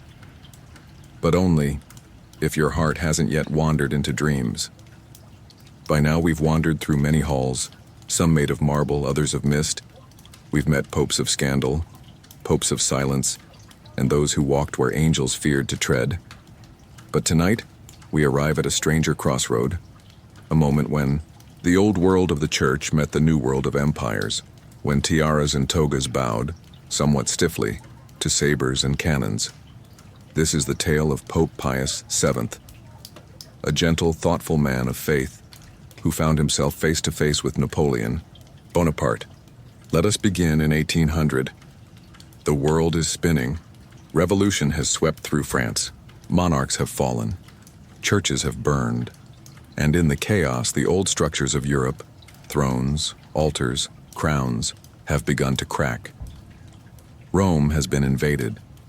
The last pope, Pius VI, had been taken prisoner by French forces, dying in exile, far from St. Peter's. The papacy seemed adrift, but in Venice, amidst uncertainty and scattered cardinals, a new pope was elected, Barnaba Niccolò Maria Luigi Chiaramonti. He was a Benedictine monk, a scholar, quiet, thoughtful, devout. He took the name Pius VII from the start. His task was nearly impossible: to restore the church in a Europe that no longer trusted crowns or cassocks, to rebuild bridges with a French republic that had torn crosses from cathedrals. But Pius was not naive. He understood the moment, and he believed in diplomacy. In 1801, he signed the Concordat of 1801 with Napoleon, then still first consul. It was a bold agreement. The church would be recognized once more in France. Church property seized during the Revolution would remain with its new owners. Bishops would be reappointed. And Catholicism, though no longer the state religion, would again be respected. It was not a full victory, but it was survival. Pius had kept the church alive in revolutionary France, and then the world turned again. In 1804, Napoleon crowned himself Emperor of the French, but not without the Pope. Pius VII traveled to Paris, a long, cold journey through winter roads. He arrived not as a ruler, but as a symbol, to lend legitimacy to the coronation, to be seen beside the new Caesar. The event was held in Notre Dame Cathedral, restored, cleaned, glittering once more. Pius stood, ready to place the crown on Napoleon's head. But at the last moment, Napoleon took the crown from the Pope's hands and crowned himself. It was a calculated move, a message to the world. I owe this to no one, not even Rome. Pius said nothing. He bowed his head. History watched. Despite the slight, Pius remained diplomatic. He returned to Rome. But the relationship grew strained. Napoleon, now emperor in full, wanted more control over the church. He appointed bishops without papal approval. He expected obedience. And when Pius resisted, Napoleon responded. In 1809, French forces again invaded Rome. The Pope was arrested, removed from the Vatican, and taken once more into exile. He would remain imprisoned for 5 years, moved from city to city, kept under close watch, even stripped of his ring. But Pius was calm. He prayed. He wrote letters. He suffered with quiet strength.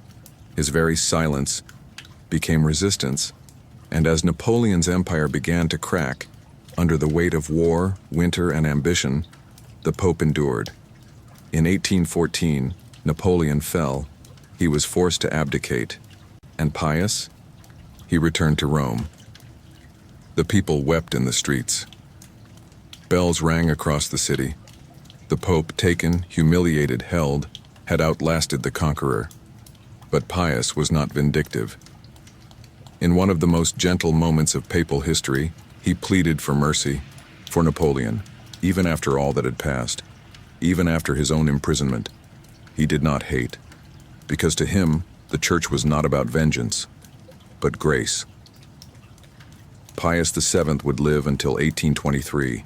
He rebuilt Rome, reopened monasteries, restored the Vatican, library, and perhaps most beautifully, he offered asylum to Jewish families fleeing persecution, something rare in his time. He was not perfect, but he was dignified, humble, and deeply aware that the church had survived not by clinging to power, but by outlasting it.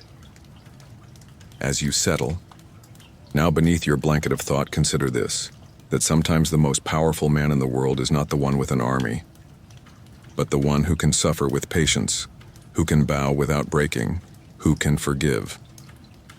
Next, we enter a modern world, where cameras begin to flicker, and popes become global voices. We meet Pope Leo III, the Pope of workers, of encyclicals, of a world rapidly changing, but only if your mind hasn't yet wandered into dreams. By now we've wandered through centuries of incense and intrigue, through battles and betrayals, quiet saints and roaring emperors. But tonight, our journey carries us to a threshold, where oil lamps flicker beside electric bulbs, and the ancient world shakes hands with modernity. We meet Pope Leo XIII, a man of thin frame, quiet voice and iron clarity, a pope not of swords or scandal, but of words, of encyclicals, diplomacy, and thought, a pope who gazed into the coming century and tried gently to guide the church through the fog of change. Leo III was born Vincenzo Gioacchino Raffaele Luigi Pecci in 1810 in the Papal States, when Europe still bore the marks of Napoleonic boots and monarchic uncertainty. As a young priest, he was clever, precise, and deeply diplomatic. He served in Belgium, worked in the Vatican's internal administration, and earned a reputation not for fire, but for balance. When he became Pope in 1878, the world was in motion. The Industrial Revolution had transformed cities. Railways and newspapers raced ahead. Philosophy asked new questions, and the church, long bound to monarchs and candles, felt the ground shifting beneath its feet. Just before Leo's reign, Italy had been unified. The Papal States, once governed by the Pope himself, had been absorbed into the new Italian kingdom. Pius IX, Leo's predecessor, had refused to recognize the loss. He called himself the prisoner of the Vatican, withdrawing from public life. Rome had changed. The Pope's world had shrunk. And when Leo III was elected at the age of 68, many thought him a transitional figure, a quiet old man chosen to keep the peace. But Leo had other plans. From the start, Leo was different. He saw the church not as a fortress, but as a bridge. He reached out to non-Catholics, welcomed discussion with Anglicans, and encouraged scientific learning. He supported biblical scholarship, opened the Vatican archives to historians, and advocated for the study of Thomistic philosophy. reviving the work of Thomas Aquinas as a guide for modern reason. He believed the church must not fear the world, but engage with it, and at the heart of that engagement was the worker. In 1891, Leo published one of the most famous papal documents of all time, Rerum Novarum. It was an encyclical on the condition of labor. It came at a moment when factories dominated cities, when workers toiled for pennies, when socialism and capitalism were clashing in the streets, and Leo, soft-spoken but clear, said this: that workers had rights, that wages must be fair, that labor was not a commodity but a dignified act, that employers had responsibilities, that private property was valid but not absolute, that solidarity and cooperation mattered more than exploitation. It was not radical, it was not conservative, it was Catholic and quietly revolutionary. Leo's words rippled across the world. Catholic workers' unions formed, Christian social movements emerged, priests began preaching not just about heaven, but about justice on earth. The church, long seen as distant from daily life, had found a new voice, thanks to a frail pope who preferred ink to armies. But Leo was not only a pope of labor, he was a pope of length and legacy. His reign lasted 25 years, the longest of the 19th century. He witnessed the invention of the light bulb, the rise of photography, the birth of psychology, and as the world changed, Leo remained calm, composed, always willing to adapt but never eager to follow. His photograph, the first of a pope to be widely distributed, shows a man of narrow shoulders, a serene gaze, and white robes almost too large for his frame. Yet, in that slight figure stood the strength of tradition without the weight of rigidity. He wrote over 80 encyclicals, addressed to nations, workers, scientists, theologians. He reformed education, encouraged spiritual renewal, respected science, so long as it did not forget the soul. Leo XIII died in 1903, at the age of 93, the oldest pope to date. His death marked the end of a century and the beginning of the modern papacy. He had no scandals, no lovers, no armies, no exiles. His reign was, in many ways, uneventful, and yet, it may be one of the most important, because it showed the world that the church could still speak, not from behind walls, but from within conversation. As your breath slows, now as your thoughts soften like parchment under candlelight, think of Leo not as a figure in history, but as a listener, a pope who watched the modern world rise like a sunrise and who did not flinch, who said in so many words, "We are still here, and we are still thinking." Next, we will meet a pope caught in the storm of world war, Pius VI in the long-debated silence of the Vatican during the Holocaust. A difficult chapter, a necessary one, but only if your eyes remain open. Tonight we enter a chapter shrouded not in incense or marble, but in silence. The silence of shuttered windows, of trains that passed in the night, of prayers said behind locked doors. This is the story of Pope Pius XIX, perhaps the most controversial. Pope of the 20th century, not for what he said, but for what he did not say, for what he whispered, for what he feared, and for what history still cannot agree upon. Born Eugenio Pacelli in 1876, he came from a long line of papal lawyers, men of canon, law and diplomacy, tall, thin, eloquent in multiple languages. Pacelli moved through the Vatican's halls like a shadow of elegance. He was never loud, he was never careless, he was a man of caution. And as Europe darkened with storm clouds of hatred and war, he became Pope in 1939, just months before German tanks rolled into Poland and the world began to burn. At first, his election was welcomed. He was seen as a statesman, a skilled negotiator, a voice of reason in a rising tide of nationalism. But there was also something else. A question. How would the Vatican, the ancient heart of the Catholic world, respond to Hitler? Would it speak out? Would it condemn?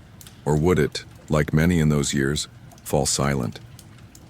The Holocaust, as we now know it, unfolded slowly, first with rhetoric, then with laws, then with roundups, and then with smoke.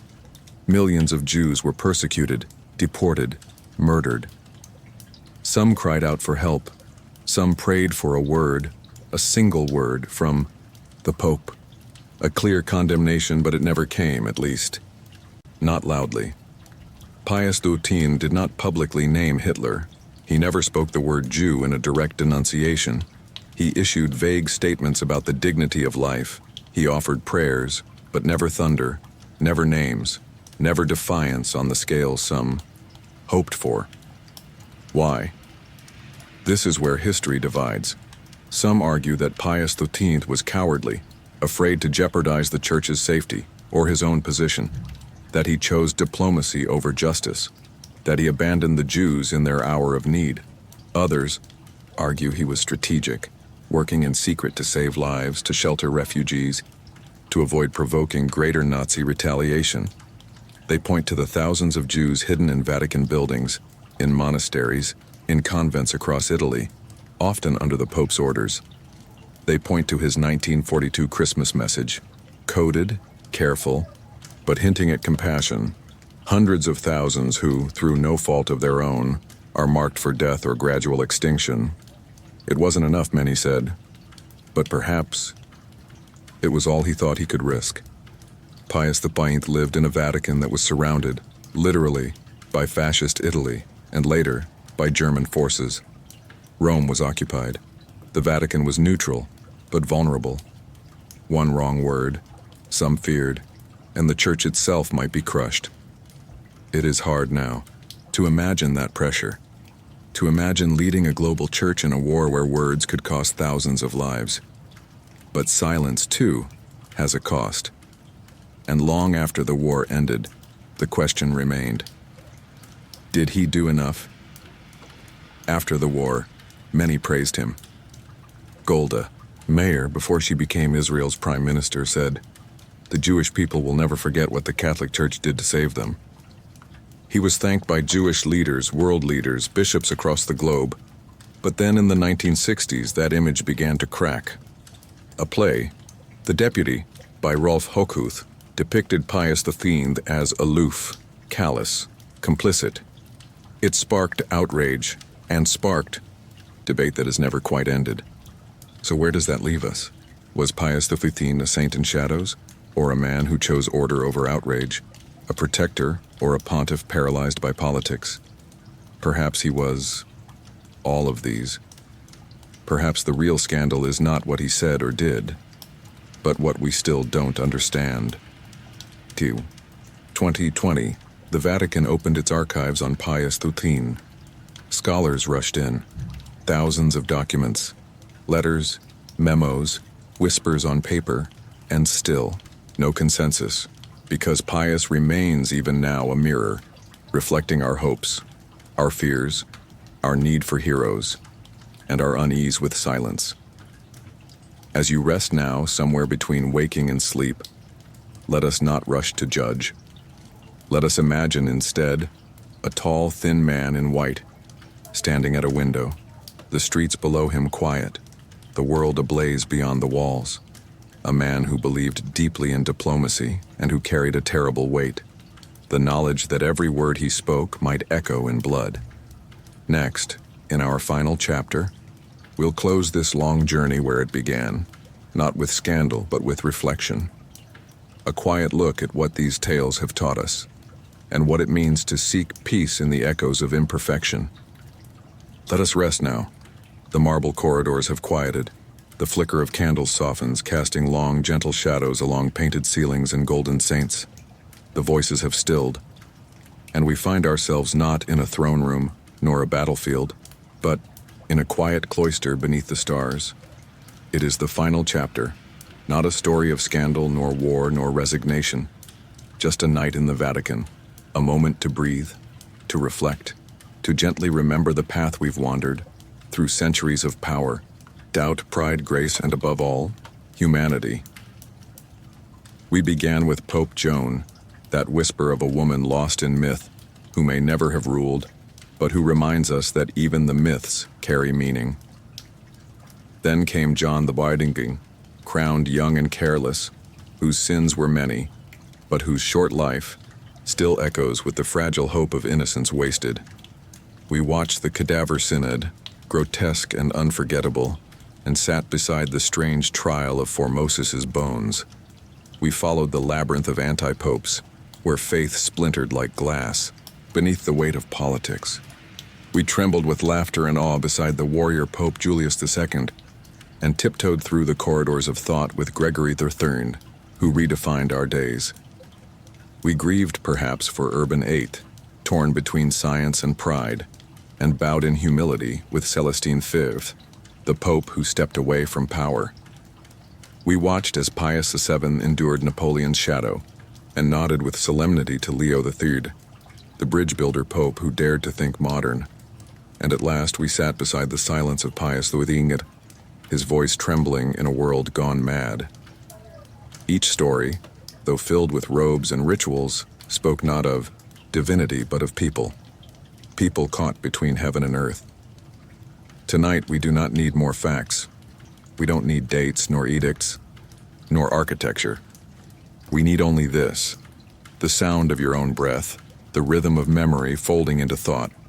Let the Vatican fade now, not as a place of marble, but as a metaphor, a symbol for the paradoxes that live in all of us.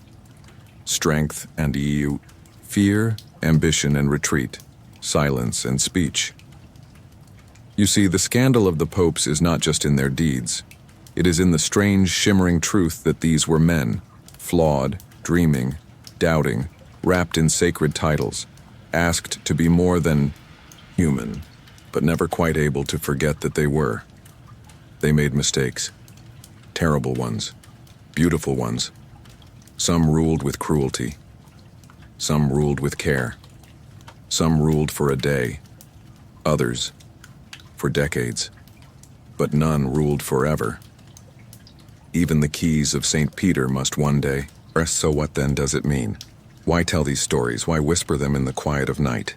Not to judge, not to gawk, but to remember. That history, like the sea, moves in tides, and within it all of us, popes, peasants, poets, are just ripples, trying, failing, beginning again. Somewhere in the Vatican tonight, a candle still burns. It sits on a writing desk, its wax melting in slow rhythm. Perhaps there's a letter half finished, a prayer scribbled, a sigh caught in the parchment. We will never read it. And that's okay, because not all stories must be told.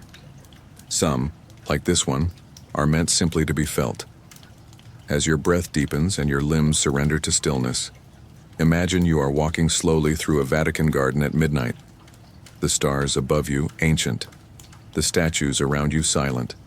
You pass by the tombs of forgotten pontiffs. You touch the cool stone of saints long misunderstood. And in the stillness you do not feel fear or awe or doctrine, only peace. A gentle sense that even in the noise of power, the scandals of men, the chaos of time, there has always been someone lighting a candle, someone listening, someone waiting for morning. So sleep now, dear traveler.